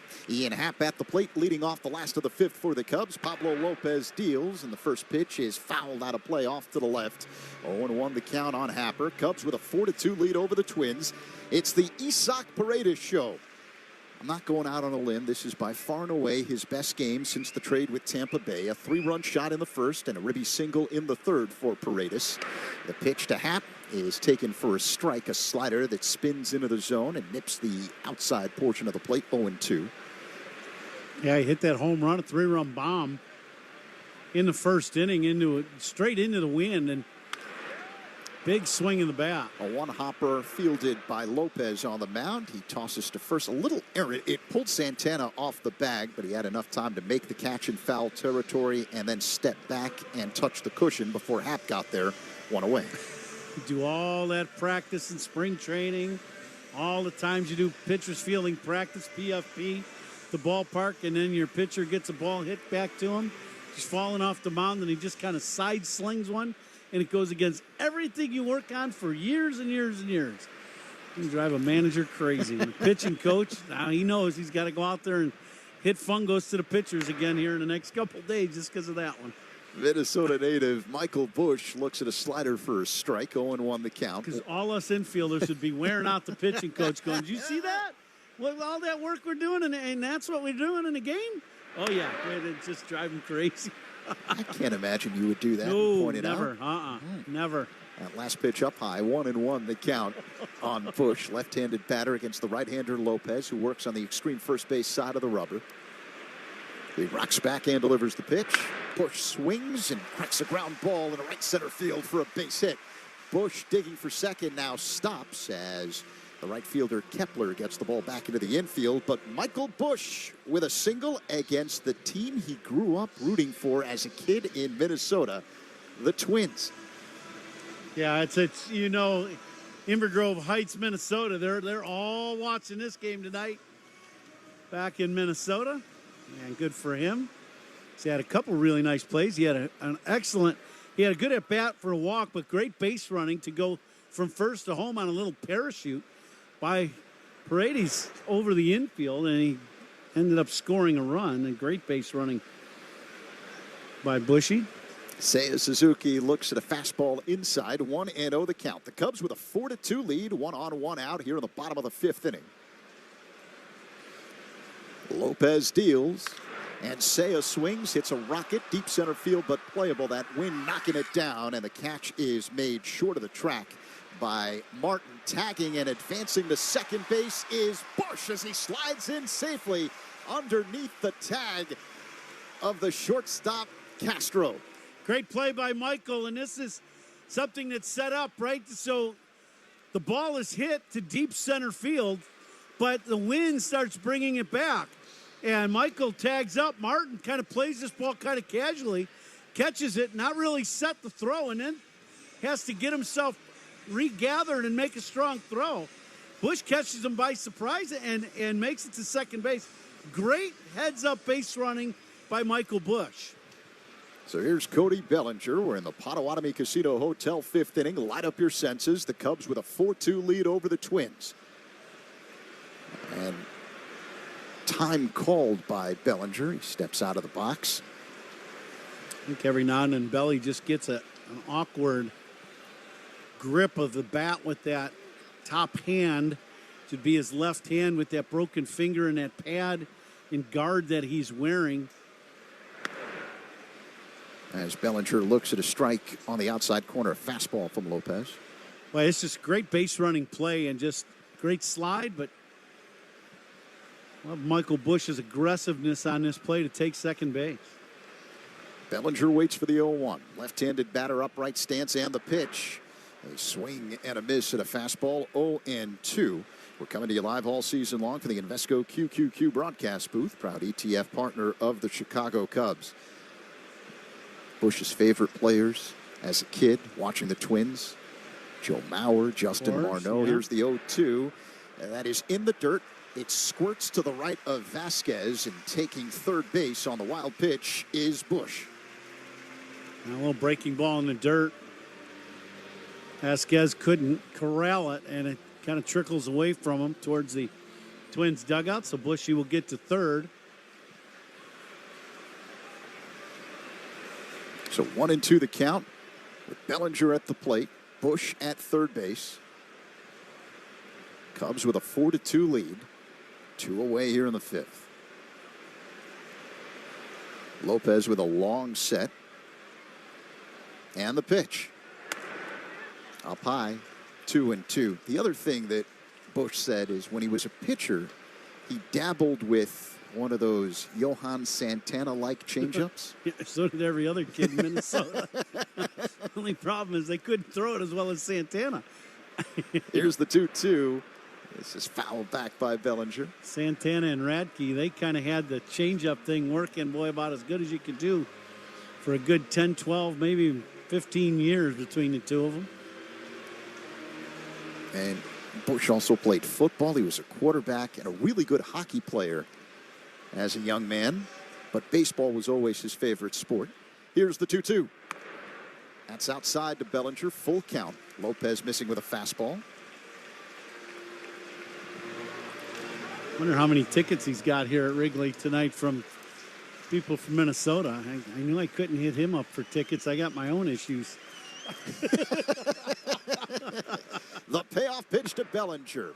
Hopped up left side, foul territory, giving Chase Miranda, the third baseman. But this one is out of play in back of the Cubs dugout along the third baseline. So Bellinger will have another opportunity. Minnesota fans, they love to come to Chicago, to Wrigley Field. Always have.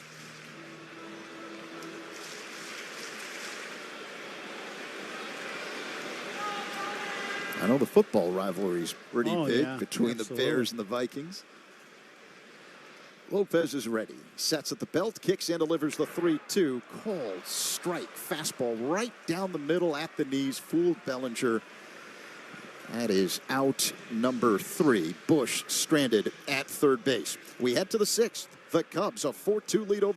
We do not mess up your name. We pride ourselves here on MLB Central. That's right. Right? That's on right. getting them right. We have a little game for you. Are you ready? Blower Lau had his first big league hit against Nathan Eovaldi. Wow. No. Oh. Your first knock's Eovaldi? Off the end of the bats. That's a nice one, though. That's a good What were you thinking right there? Oh, you did. .com for terms, 21 plus only, Illinois only, existing customer offer, subject to eligibility requirement. Rewards vary depending on market and expire 24 hours from issuance. Gambling problem? Call 1-800-GAMBLER or text ILGAMB2 53342. Can you guess who's hitting in this iconic moment in Chicago White Sox history? Digging in one. Hits it in the air right. Back at the wall, and the White Sox win it. Let's take another look. Digging in one. Hits it in the air right. Back at the wall, and the White Sox win it. The answer is Tim Anderson. Tim Anderson digging in 1 for 4 tonight. Anderson hits it in the air right. Back at the wall, and the White Sox win it. Water, so no rotting or swelling. And it's recyclable through AZEK's Full Circle Recycling Program. AZEK Exterior's PVC trim and siding are engineered to last, easy to work with, and look great. Ask for AZEK Exterior's products by name at your favorite building supply dealer or home center. Experience the new Genesis of Algonquin to see how every Genesis is meticulously designed and crafted for luxury. Visit genesisofalgonquin.com.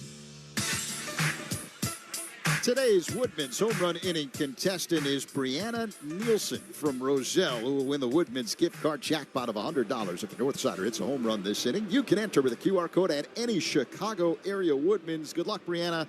Today's Woodman's home run inning contestant, service and savings. That's Woodman's. Pat? Zach, thank you. Brooks Lee will lead off this 6th inning against Shota Imanaga. First pitch swung on and missed. Shota has allowed just 1 hit through 5 innings. It came right after a base on balls to Carlos Santana. And the only hit supplied by Royce Lewis, a 2-run homer to left. That came in the 4th inning. The Cubs lead 4-2. All of the runs driven in by Isaac Paredes. Isaac with his first homer in a Cub uniform in the 1st inning. It came with 2 men on. And then a bloop single in the 3rd with 2 outs. A hustling Michael Bush scored all the way from first. Michael showing some real base running skill in this game. Moved up on the fly ball back in that 5th inning when Zach and Ron were calling it for you. That's a nice dimension for a first baseman who's a solid base runner, Ron. Yeah, absolutely. And he's got some speed, there's no doubt. Him taking second on a fly ball to center. Kind of caught Martin flat-footed in center field. Scored from first on that little bloop single. Bounce to the third, foul. You know, his high school coach, who's probably watching if he's not here, in Inver Grove Heights, Minnesota, is going, I taught him that play. Sure. He learned that base running in my program. You know that. Yeah. I remember the day I taught him that. Mm-hmm. 1-2 on Brooks Lee. The number 9 hitter struck out his first time. Now Imanaga coming back and misses down low. Here's a number, Ron, that I think tells you what you need to know. The Cubs record when Imanaga starts a game this year, 16-4. It's not just a coincidence that they're winning when he's pitching. Here comes the 2-2. Fly ball, right center, pretty well hit on the run. Crow Armstrong, and it's off his glove up against the right center field fence. It'll be a leadoff double for Brooks Lee. I thought Crow Armstrong was going to make that catch. He had to be thinking about the brick wall that was rapidly approaching. He reached out, Ron, and I think he got a fingertip on the ball but couldn't hold on. Yeah, I think this ball kind of fools Pete Crow Armstrong as this ball is hit, and it's really well struck. And it kind of goes into the wind, and then the wind gets a hold of it and starts slicing it away from Pete Crow Armstrong. And it tips the edge of his glove, and bounces into the warning track and then into the ivy for a double. It's a 2-base hit. Here's Manny Margot batting. It's always a little frightening when you see a guy running at top speed, as Crow Armstrong was, and getting close to that ivy-covered brick wall.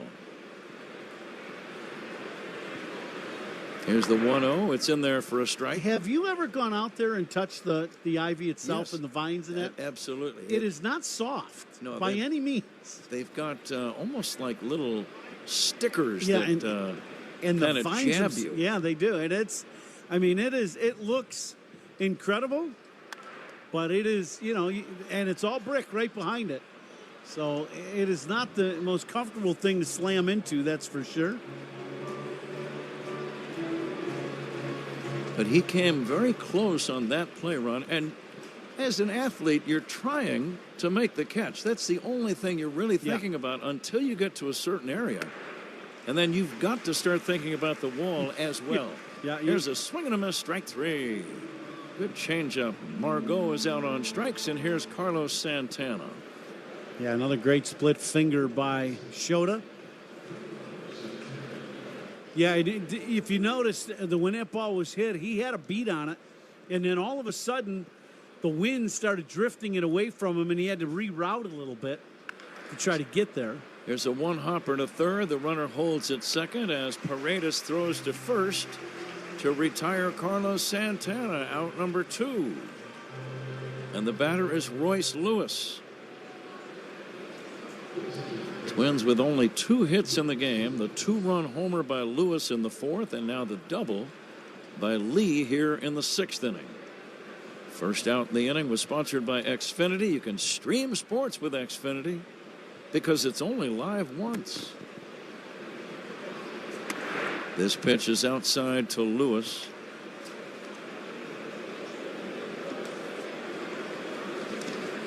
Just 1 walk in the game issued by Imanaga, and that was to Santana before the homer by Lewis. Here comes the 1-0 from Shota. Swing and a miss. Well, that's a good split finger once again. He's had a good one tonight.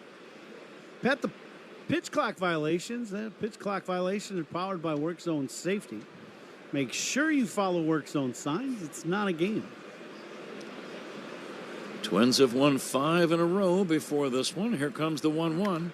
Dribbled foul toward third. And again, they're a good team. They had that 12-game winning streak earlier this year.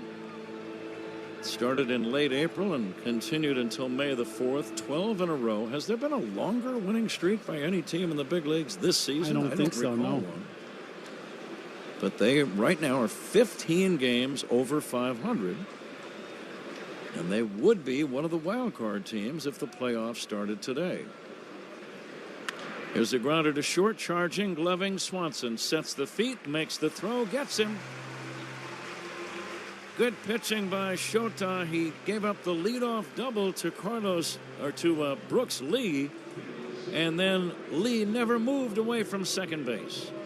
So no runs on a hit, a man left. Middle of inning number 6. Cubs 4, Twins 2. This is the score and the second.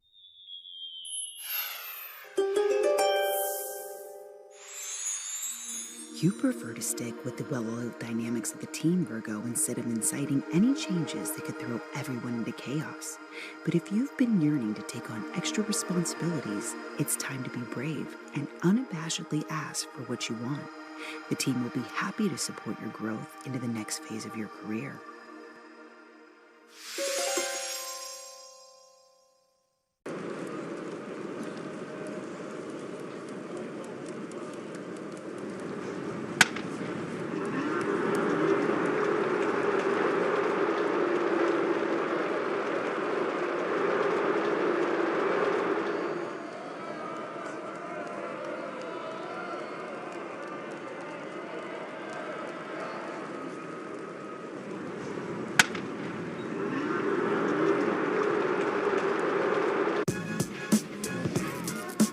Tyler Fitzgerald, who's hit a home run in each of the last 4 games he's been in.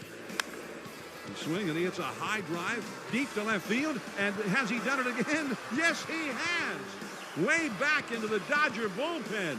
Now that is an amazing feat. That's the 5th game in a row in which Tyler Fitzgerald has hit a home run. Well, he gets a hanging breaking ball. You've been sitting upstairs to this guy right now, and he's going to make you pay.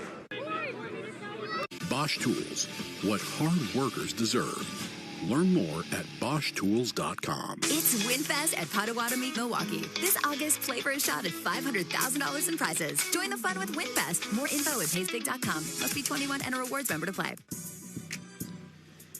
Isak Paredes is on deck. Who's on deck is sponsored by On Deck. Need a small business loan fast? Apply today at OnDeck.com. Pat? There is a new pitcher in the game for Minnesota. Spells his last name D-O-B-N-A-K. As he goes to work on Isak Paredes, and the first pitch is in there for a strike. Isak has been the Cubs' offense tonight. A 3-run homer in the first, a run-scoring single in the third. The next offering by Dobnak is going to be outside for a ball, 1-1.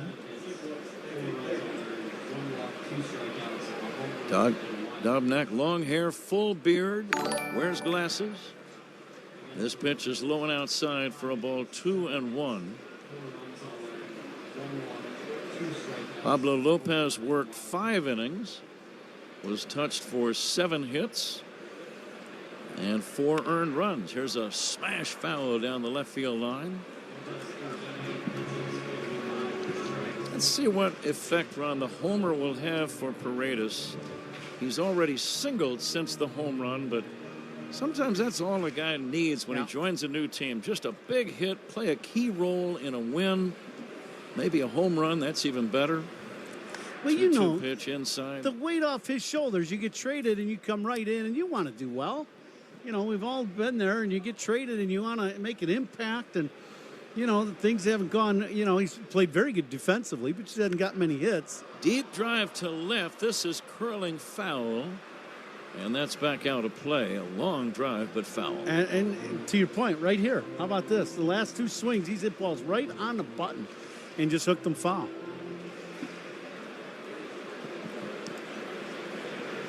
Now the bearded right-hander fires. Outside, ball 4. Paredes is on for the 3rd time in the game. And let's see if that leads to bigger and better things as Nico Horner steps in. And walks by opposing pitchers. They're sponsored by North Shore Adult Diapers. Reassuringly strong protection for even the heaviest control problems, Zach. Visit NorthShore.com. Warner, the batter, shows bunt, bunts it in the air, foul, and it drops untouched. The catcher, Vasquez, knew the ball was bunted. He didn't know where the ball was. It was up in the air with the mask on. It's hard to see.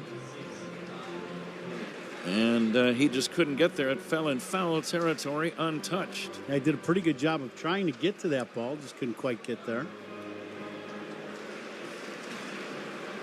Your speed is limited when you've got the chest protector and the shin guards. Here's a swing and a foul off to the right. Yeah, the shin guards really make it tough, that's for sure. Heart of the lineup, they're sponsored by Southwest Airlines. Book a low fare today at southwest.com. And I don't know if you know this or not, partner, but 2 bags fly free. Two? Two. Here's a pitch inside for a ball. It's 1-2. What a tremendous deal that is. Yeah, I know. Yeah. Now, I know you always travel with 2 bags on our plane. They'd fly free. I like that concept. The free part? Absolutely. There's a ground ball to short. Fielded by Castro, goes to second for 1, over to first, not in time. We're not friends for nothing, I'll tell you. Horner safe at first. Nico hustling always. And the batter, Dansby Swanson. Cubs lead 4-2. We're in the 6th inning.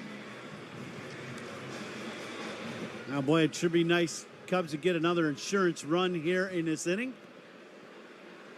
Dansby 1 for 2 on the day.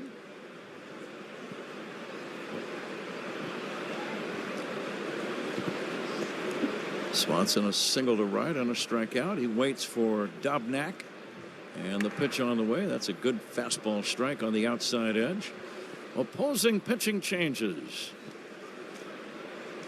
You would think in game 116 I would have that memorized by now. I don't. Well, you know they're from our friends from Sloan. Go ahead. No, I'm just. Fly ball to right center. Long run for Martin. Slides and cannot make the catch. The ball bounces out near the warning track. Horner around third, heading home. He scores. It's a triple for Swanson, and the Cubs lead 5-2. The ball got up in the wind. Martin, the center fielder, went back and then tried to come in and over and couldn't get there. That's a wind-affected 3-base hit for Dansby Swanson. Now, once again, Dansby goes the other way. His first hit of the game was the other way. And now this ball goes up the straightaway center, and the wind gets a hold of it, as you said, and slices it away from Martin. And then he has to come in and make a dive. Couldn't get there. And the ball bounces past them, and Swanson will end up with a triple and an RBI. Nico scored all the way from first. Cubs lead 5-2. The Twins have the infield in. Pete Crow Armstrong will take a wild pitch. And here comes Swanson to score. A wild pitch from Dobnak. That's just a pitch in the dirt, and when it hits, it just explodes. Vasquez tries to get the glove down. This is a fastball that bounces in front of home plate or right on the plate, and nothing he could do. I mean, actually, I really think this pitch kind of fools him. Like, he didn't think it was going to be a fastball, but it explodes and no chance of getting the out at the plate. Safe at the plate, Dansby Swanson with a slide. Cubs lead 6-2. And Crow Armstrong hits a ground ball to second base, scooped up by Lee, and throws to first in time. And that's out number 2. Great to watch good base running. Nico Horner on the fly ball hit by Swanson. They showed a replay. He ran to within a step or two of second base, just in case the ball was dropped or in case it was not played. And that's exactly what happened. Now, you don't want to just take off and run around second. You can get doubled up. Right. You get to a point where you can comfortably get back to first if the ball is caught. And that's where he was. But then he took advantage of the ball dropping in and sped around to score. Yeah, no, it was great base running. Cubs have had some really good base running plays today. That one, Nico. Michael Busch has had a couple of them today. Scored from first on the little looper to right. He took second base, took an extra 90 feet on a routine fly ball to center. And Martin today in center field for the Twins has had his issues. Bounced to third, short hopped, and a great play by Miranda. Backhanding the ball on a short hop, his momentum took him into foul territory. He made a long off-balance throw on the money to rob Miguel Amaya. Great play by Miranda. Cubs score twice. We go to inning number 7.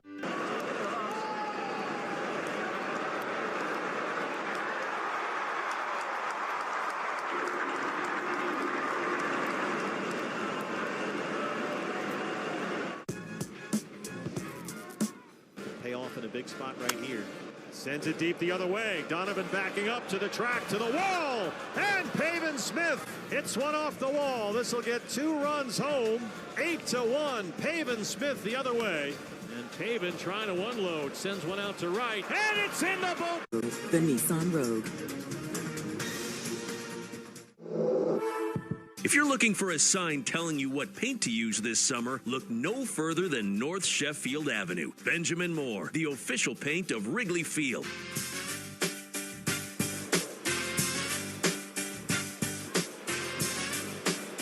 Jose Miranda swings at the first pitch in the 7th inning and fouls it away. Shota Imanaga still in the game. And why not? He's only made 80 pitches, Ron, which is pretty economical for 6 full innings. Yeah, he's been lights out, and that's with big strikeout numbers. Usually when you have big strikeout numbers, the pitch count's high. This delivery is high, 1-1. Shota trying to improve to 9-2. 9 punch-outs he's got so far in the ball game. I like the ratio. 1 walk, 9 strikeouts. Here's the 1-1. Swing and a foul at the plate. 1-2. Guys just have a hard time waiting before swinging against that splitter. So many guys have swung too early against that all year long. Yeah, well, he does a good job of the back and forth. He throws plenty fastballs up in the zone and up and in the strike zone, and you got to be on that fastball. And then the split comes out looking just like the heater. It just backs up on you. There's the splitter again. A swing and a miss. Strike 3. I think that's strikeout number 10 now for Shota. Miranda out number 1.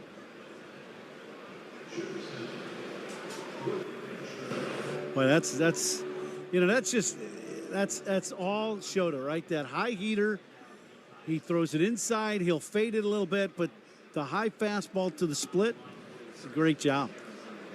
Willi Castro, the batter, he will take a strike. I was thinking, driving in earlier with Shota working, and he relies so heavily on that splitter run to get a lot of strikeouts. And then I started thinking about Bruce Sutter, the late Bruce Sutter, who relied on the splitter for many years as a closer in the big leagues. Here's the 0-1. It's down low. And it's not the kind of a pitch where just because you've seen it, you've seen that pitcher maybe 10 or 20 at-bats, that doesn't mean you're going to have success against it if it's thrown properly. That's right. And there's the thing that is great about the split finger from the pitcher's perspective, which I don't like talking about much, but there's major deception. Swing and a miss, 1-2. Because your eyes deceive you because you see the ball coming out of the hand of the pitcher and you see fastball. And as a big league hitter, you think, I'm seeing hand coming out, I'm seeing the ball in the fingers, and I'm seeing him throw through it. You don't see split. And so you react to what you see, that's fastball, and it backs up on you. And it's very tough to make that adjustment. The 1-2 to Willi Castro. It's on the way, fouled away off to the right. The first out in the inning was brought to you by Xfinity. Stream sports with Xfinity because it's only live once. There was a 3-base hit by Dansby Swanson, by the way, in that 6th inning. The fly ball that was, I guess, lost in the wind, if you will, by Martin, the center fielder. Here comes the 1-2. fly ball, right center, shallow, playable, converging are Crow Armstrong and Suzuki. Crow Armstrong, the youngster, makes the catch. And that's out number 2, but the 3-base hit by Dansby Swanson noteworthy because triples by the Cubs. Scott Levy's Rosen Hyundai of Algonquin makes a donation to the Northern Illinois Food Bank for every triple by a Cub this year. Visit solvehungertoday.org. Thanks to Scott Levy. Here's a pitch low and inside for a ball. And all RBIs. Batting. I'm sorry, Pat. All RBIs by Cubs batters tonight. They've been sponsored by Old National Bank, where relationships and results matter. Here comes the 1-0, fouled away off to the right. Cubs trying to get even in the series. Cubs played so very well in taking 3 out of 4 against St. Louis. Frustrated last night being shut out, but trying to get back in the win column tonight. There's a ball outside. And again, the Cubs in this long stretch of playing interleague games.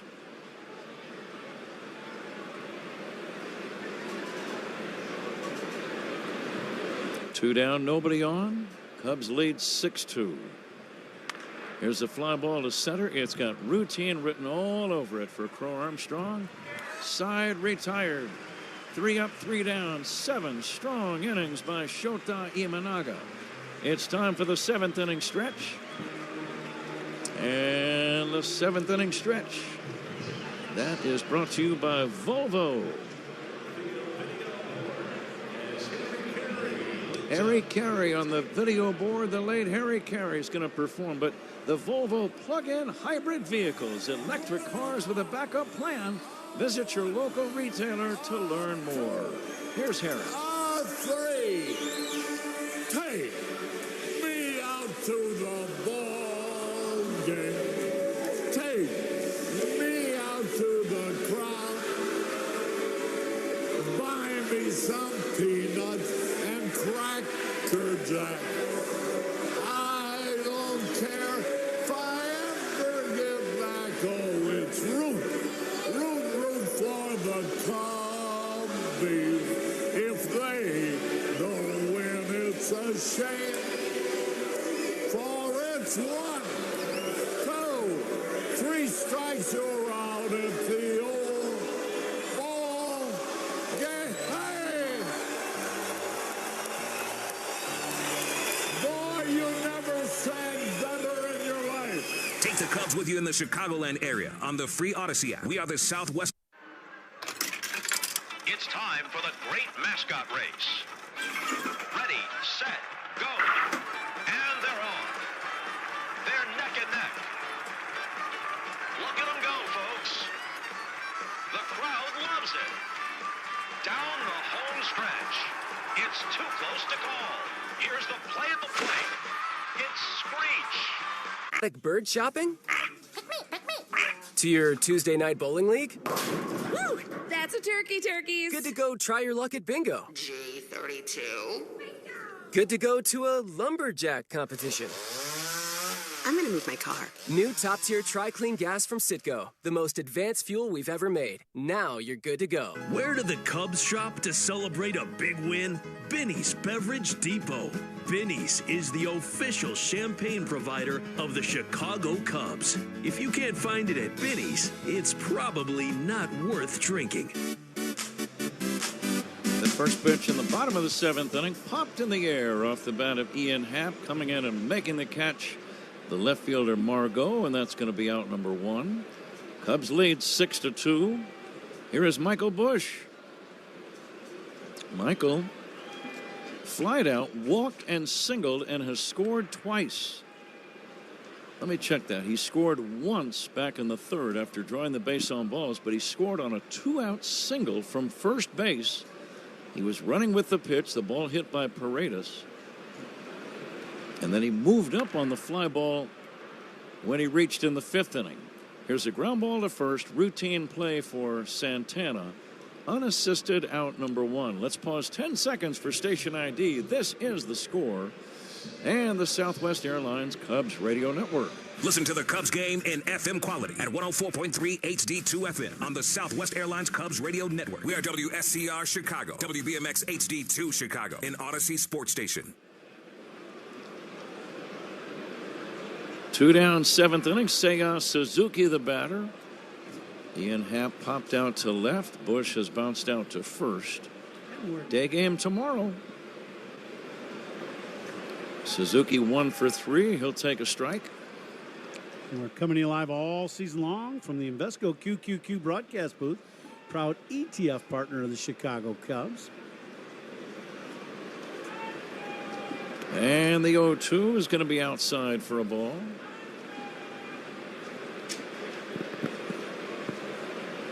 Safe at the plate. That's sponsored by Granger. Think safety, think Granger. Cubs could use a couple more of those, Patrick. Always.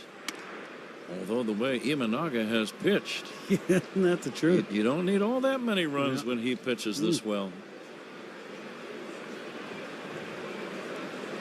He's allowed a grand total of 2 hits through 7 innings. And just not a lot of hard hit balls. Yeah. Double figures in strikeouts. Is it 10? Is that what I'm seeing? Or 11? 10, I guess it is. Strike 3 called and the inning is over. Dobnak strikes out Suzuki. We move to the 8th inning. Cubs 6, Twins 2. This is the score in the Southwest Airlines Cubs Radio.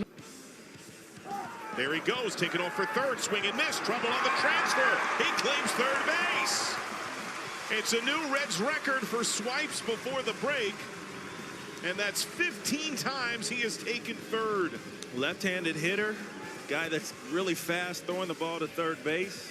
But the speed of Elly De La Cruz makes you rush. Trouble getting it out of his glove.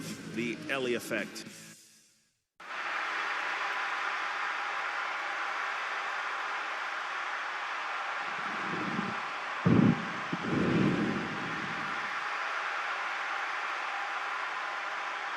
Official paint of Wrigley Field. Top of the 8th inning here on a breezy night at Wrigley Field. Cubs up 6-2. And this 8th inning is sponsored by Cars for Kids.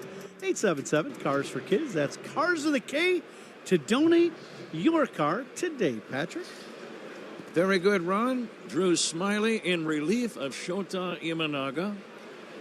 Shota was magnificent again tonight. It's his game to win. 7 innings, 2 hits. Gave up a 2-run homer to Royce Lewis. 10 strikeouts, and is that 1 walk I see? 1 walk. It's a lovely ratio. That'll get it done, won't it? Night after night. Max Kepler first up against Drew Smyly. Kepler with an 0-1 count, lefty to lefty, off the inside now, and count 1-1. The attendance tonight, 36,653. So 36,653. Ron Coomer is the winner in the Benny's Beverage Depot attendance game. Yes, sir. You can hear him making sounds of exultation in the background. Huge night in the Coomer house tonight. Huge. Here comes the 2-1. Driven toward right center on the run. Suzuki makes the catch. He might have had a little issue with the lights. He's in that area in right center. He was kind of ducking down to try to give his eyes a slightly different angle to the ball, I believe, Ron. Yeah, he goes over, and as you keep running, then this ball, you're trying to get it out of the lights, and he ducks down. Is exactly right with that line drive top spin lobber off the bat of Kepler, but a nice play by Suzuki. Christian Vasquez, the catcher, will take a strike.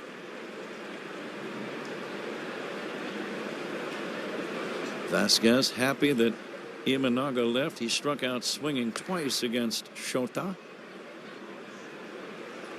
But Ron Coomer, the winner in the Benny's Beverage Depot attendance game. If you can't find it at Benny's, it's probably not worth drinking. Now the 1-1 to Vasquez. Drilled to deep left, down the line, curling.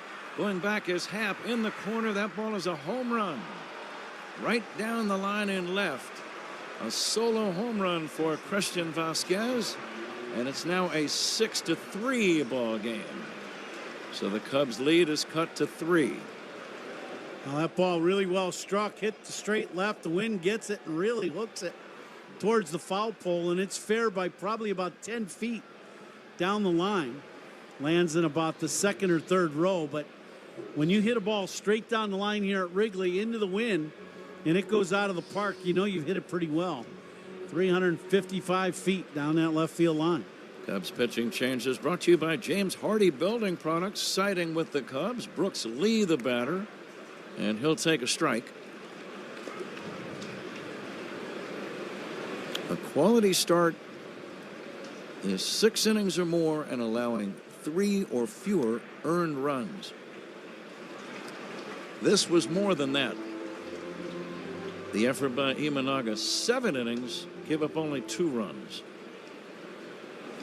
I've often thought, Ron, there might have to be someday. Here's a chopper to a charging Swanson at short. Gloves it, running through to first to get him. And that's out number 2. I would like, because I think it tells the story, dominant starts. And my definition would be 7 or more innings, giving up 0 or 1 run. Yeah. Dominant starts, because that's almost always going to lead to a win. Yeah, I would agree to that. And I think it's a useful number to know who the guys are that are pitching the most dominant games. Absolutely. Yeah, to say it was a quality start is an understatement. Yeah, I mean, it's good. Especially when you say six innings, 3 runs. You throw 7 innings and no runs or 1 run, that's a different category altogether. Swinging a foul back. Maybe some people think there are enough statistics already, and I hear you. Mm-hmm. Here comes the 0-2 to Manny Margot. It's down low for a ball. 2 down. We're in the 8th inning. Cubs lead by 3. Day game tomorrow. Maybe we'll see you at Wrigley tomorrow. A 1:20 game. Javier Assad against Joe Ryan. Right-hander against right-hander. The pitch. Margot fouls it away, 1-2. But getting back to the quality start, that's sponsored by Benjamin Moore. See quality come to life with Benjamin Moore paints in 3,500 colors. Visit BenjaminMoore.com for a location near you. Here comes the 1-2. Fly ball, shallow right, routine for Suzuki. He's got it. 1 run, 1 hit. We go to the bottom of the 8th inning. Cubs 6, Twins 3. This is the score in the Southwest Airlines Cubs Radio Network. This is your home for Cubs baseball all season long. The Chicago Cubs Radio Network. Cyber attacks happen, and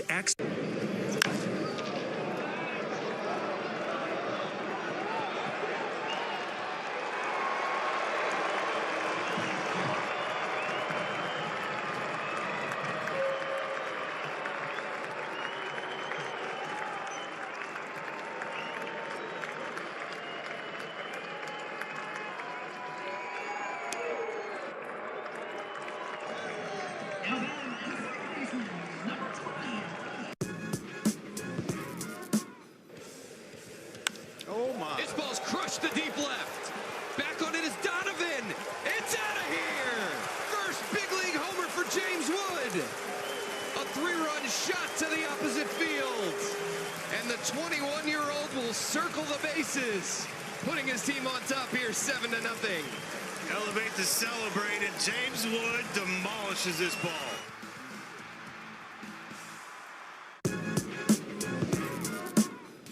Grounded to short. Homered is flight out to center. 1 for 3. High drive, right field. Towards a Petco porch down the line and gone! Second straight day the Padres have walked it off. This time it's the kid. Jackson Merrill, second home run of the day. Wins it for the Friars. 5-4. Slider down and in. That's the danger zone. What a way to complete the sweep.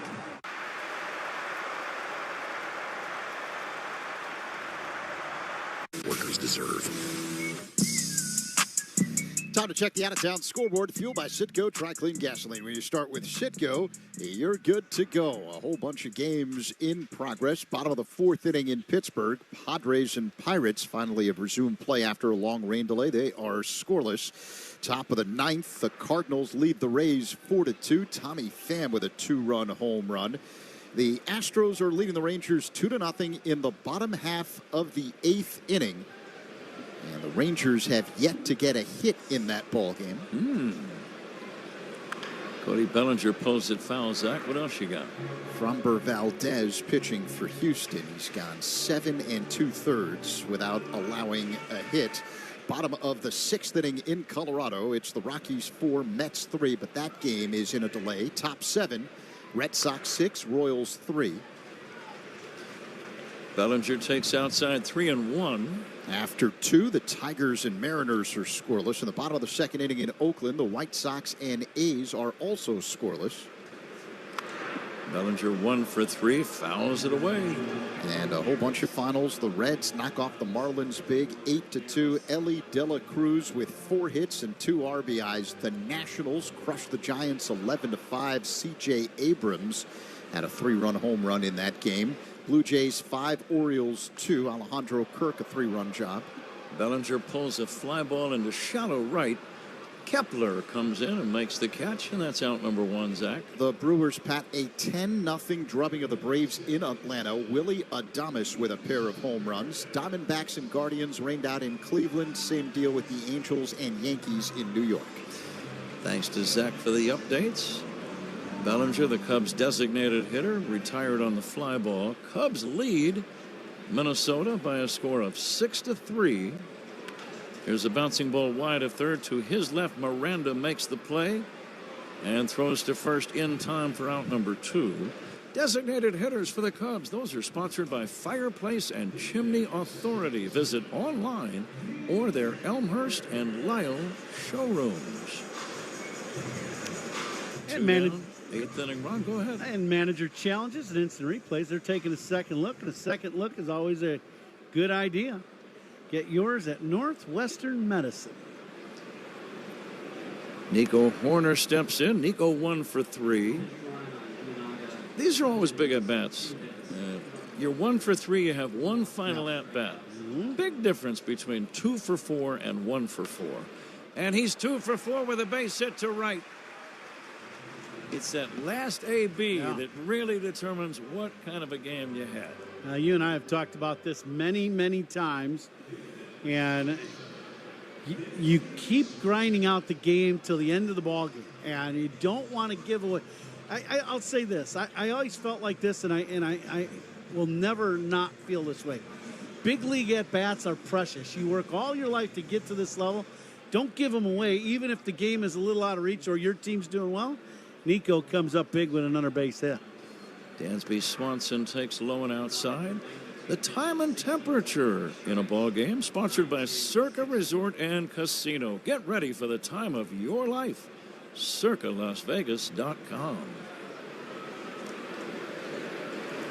Ron's going to name the toast of the game ball player presented by Benny's in the ninth. Certainly some candidates plural, but one primary candidate singular. I would say so.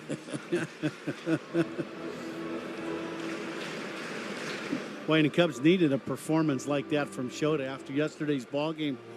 Cubs, I think they have 3 hits in yesterday's game and got shut out, and Shota comes in today and just dominates the ball game. Some guys will call that the stopper. Mm-hmm. It's different from a closer. They're similar, but a closer is the bullpen guy. The stopper is a starter who stops the losing streaks before they get out of hand. You need both. Yep. The 1-1, a swing and a miss. Running at second is Horner. He is going to be safe at second base. Stolen base in his career, number 101. His second one tonight.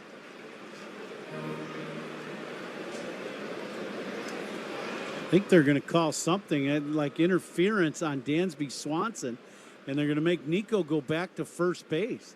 Phil Cuzzy coming out there and saying something happened with the swing. So we're going to take a look. Dansby swings his backswing, hits the catcher Vasquez in the back, and yeah, they're gonna make Nico go back. It does hit him in the lower back.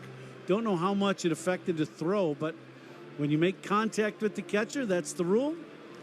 And Nico's gonna go back to first. So even though it was accidental, there still was contact with the bat into the back, the spine of the catcher Vasquez. Haven't seen that in a long time. No, I haven't, And now I think what Dansby is asking, okay, what do we got for a count? It is 1-2. Opponent's pitching changes. Those are sponsored by Sloan, the official water efficiency partner of the Cubs and leader in smart water and commercial restroom solutions. Learn more at sloan.com. Now they got the count right. Count is 2-2. They got it right on the board. Swanson with a single and a triple. Bounces one toward third and foul. Now thinking about the last at-bat for Dansby, Ron, he's been struggling in the 220s. He's 2 for 3 right now. He would love a 3 for 4 right now. Absolutely. Single, a triple, and an RBI. Run scored. Got a big hole on the right side of the diamond. See if he can exploit that right side. Nico running. The pitch hit into right field, a base hit. Third hit of the game for Dansby Swanson. Motoring to third is Nico Horner. Nico rounded third, waited for the throw to come in from right field, and it was a low throw. Lee scooping the ball out of the dirt. If that ball bounces away, Nico would have scored. Yeah, that's how much he hustled. You just love that, right? The play gets, not really, it just lobbed in, and that's fine by the outfielder because you just got to make sure that the infielders catch it. But as an infielder, as a base runner, you want to push the limits to force them to stop you. First and third. Here's a base hit to left for Pete Crow Armstrong. Cubs have scored again. Nice opposite field hitting by all 3 men in the inning. Horner and Swanson singling to right. And now Crow Armstrong singling to left. Good looking baseball. Cubs have scored again and lead 7-3. Boy, if you're Pete Crow Armstrong and you want to make a hitting film of your swing, that last one is perfect. That's a 2-seam fastball down and fading away. He drops the head right back down on top of the ball. The eyes stay at contact and whistles one into left field. That's about as pretty as you can do it. Miguel Amaya, the batter. The Cubs have scored in the inning on 3 straight 2-out singles, all opposite field. Amaya looking for his first hit of the game. 7-3 Cubs. 2 outs, men at first and second. 8th inning. Swinging a foul back off the bat of Amaya. Doubles by Chicago Cubs hitter, sponsored by Traffic Tech. Double up your business with Traffic Tech, the hardest working team in transport. The catch of the game. I know we had one earlier. We were talking about it, and it slipped my mind, as many things do these days. Here's a pitch low and outside. It's 2-2. There was a dazzling play early. Who was it that made it? Ian Happ had that great. Oh, there you go. That's the one, Zach. There you go. That's the one. That's going to be our catch of the game, sponsored by Catch Des Moines. Swinging a high pop fly, shallow right. Going out, Lee coming in, Kepler, and Lee makes the catch. They almost collided. Cubs get a run on 3 hits. Getting back to the catch of the game, sponsored by Catch Des Moines.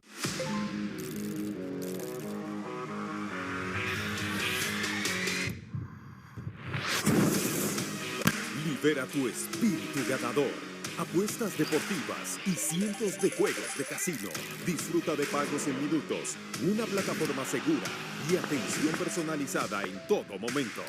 Pronostica, diviértete y lleva tu pasión al siguiente nivel. Betcris. Now it's time for Eyes on the Ball Player. Can you find Chris Bryant in this photo of Rockies fans? Chris Bryant's whole career, he's been the favorite son, first-round pick, number 2 in the country. Now you're an established veteran. Won an MVP, played in the World Series, won a World Series. It is a home run, headed for Berkeley. Goodbye, Chris Bryant's out of here. That's got to make him feel pretty good. And there he is. Muncy sends a fly ball to deep center field. Harris is back. He's out of room. It's gone. 1. It's one in the air, deep right center field, and leaving the yard. A 2-home run game for Max Muncy.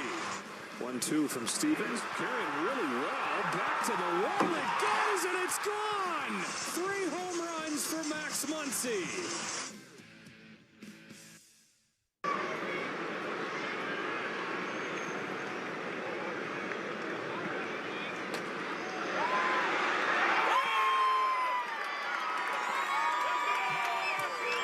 Only, Illinois only, existing customer offer, subject to eligibility requirement. Rewards vary depending on market and expire 24 hours from issuance. Gambling problem? Call 1-800-GAMBLER or text ILGAMB2 53342 in partnership with Paradise Hotel Casino. The village of New Lenox is at the crossroads of opportunity. Come see everything that New Lenox has to offer. Go to newlenox.net today and start the adventure. New Lenox, it's extraordinary. Suit up this season at MLBshop.com. Check out the largest selection of official jerseys, caps, t-shirts, collectibles, and more. Gear up with your Cubs at MLBshop.com. And guys, this copyrighted broadcast is presented by authority of the Chicago Cubs and may not be reproduced or retransmitted in any form. And the accounts and descriptions of this game may not be disseminated without the express written consent of the Chicago Cubs. Brought to you by Menards. Save big money at Menards. Pat? All right, Zach, thank you. We go to the 9th inning. Tyson Miller pitching. Carlos Santana batting, switch hitter batting left-handed. He'll take a strike, 0-2. Cubs lead 7-3. Trying to get even in this series with a day game tomorrow to wrap things up between the Cubs and Twins. Cubs pitching change. Sponsored by James Hardy Building Products. James Hardy siding with the Cubs. And how about the hardest working player of the game, sponsored by Bosch Power Tools? What hard workers deserve. We got some real candidates. There have been some really good play by the Cubs today. Swing and a miss on a high fastball. That's out number 1. Who do you like, Ron? Well, I think we got a bunch of candidates, but I'm going to take this one a little different route than we normally do. Dansby's had a really nice game with 3 hits. But how about the hometown boy playing against Michael Busch, playing against his hometown team? He's got a hit, he's got a walk, a run scored, and 2 great base running plays early in the game to help the Cubs score a run. And so how about Michael Busch playing against his hometown team as our hardest working player of the game today? He was very alert, Ron. I think that's a great call. Yeah. Here comes the 1-0 to Royce Lewis. It's in there for a strike. First out in this inning, sponsored by Xfinity. You can stream sports with Xfinity because it's only live once. The at our best moment of the game, if I could be so bold as to go back to the first inning. I think a tone was set by Isaac Paredes' 3-run homer. The Cubs have led ever since that moment. Yeah. Well, and we were talking about it, you and I, right at the start of the broadcast with the wind howling in, you know, right at 20 miles an hour, that the ball was not going to be going out of the park. And he blasts one to left and got it into the basket down in the well. And you're right. That is a huge moment for the Cubs and for Shota to get a 3-run lead after 1 inning. And it's sponsored by Loyola Medicine. When things are at their worst, we're at our best. Loyola Medicine, sponsoring the at our best moment of the game. The 1-2 to Royce Lewis. Fouled away off to the right out of play.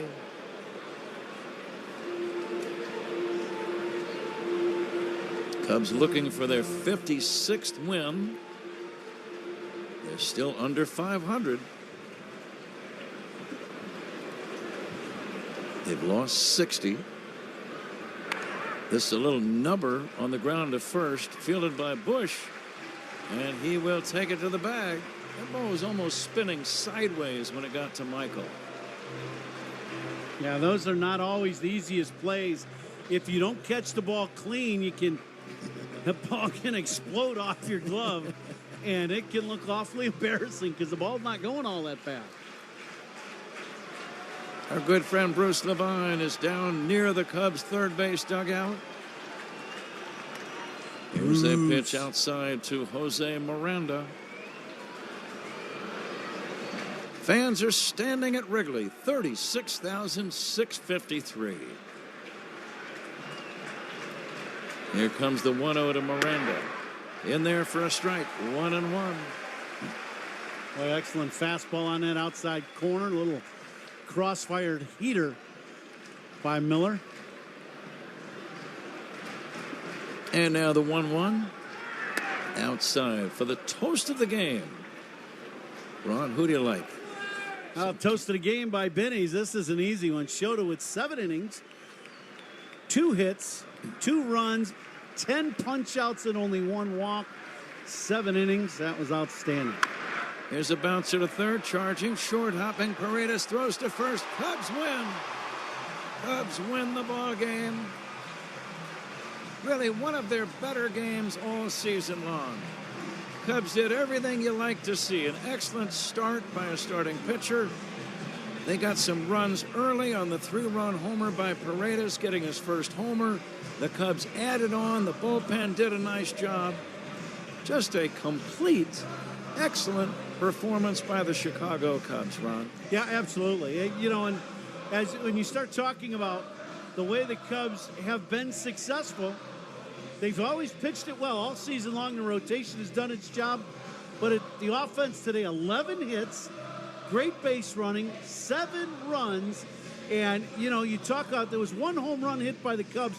But you talk about putting pressure on the opposing team's defense, taking the extra 90 feet. They did that multiple times today in some really quality at-bats using the other side of the field. Cubs congratulating one another. The guys who were on the bench have the blue jackets on. They make a big line of greetings, high fives, lots of smiles and handshakes. And Bruce Levine is down on the field with a special guest. All right, guys, I'm here with Dansby Swanson. Dansby, you can't talk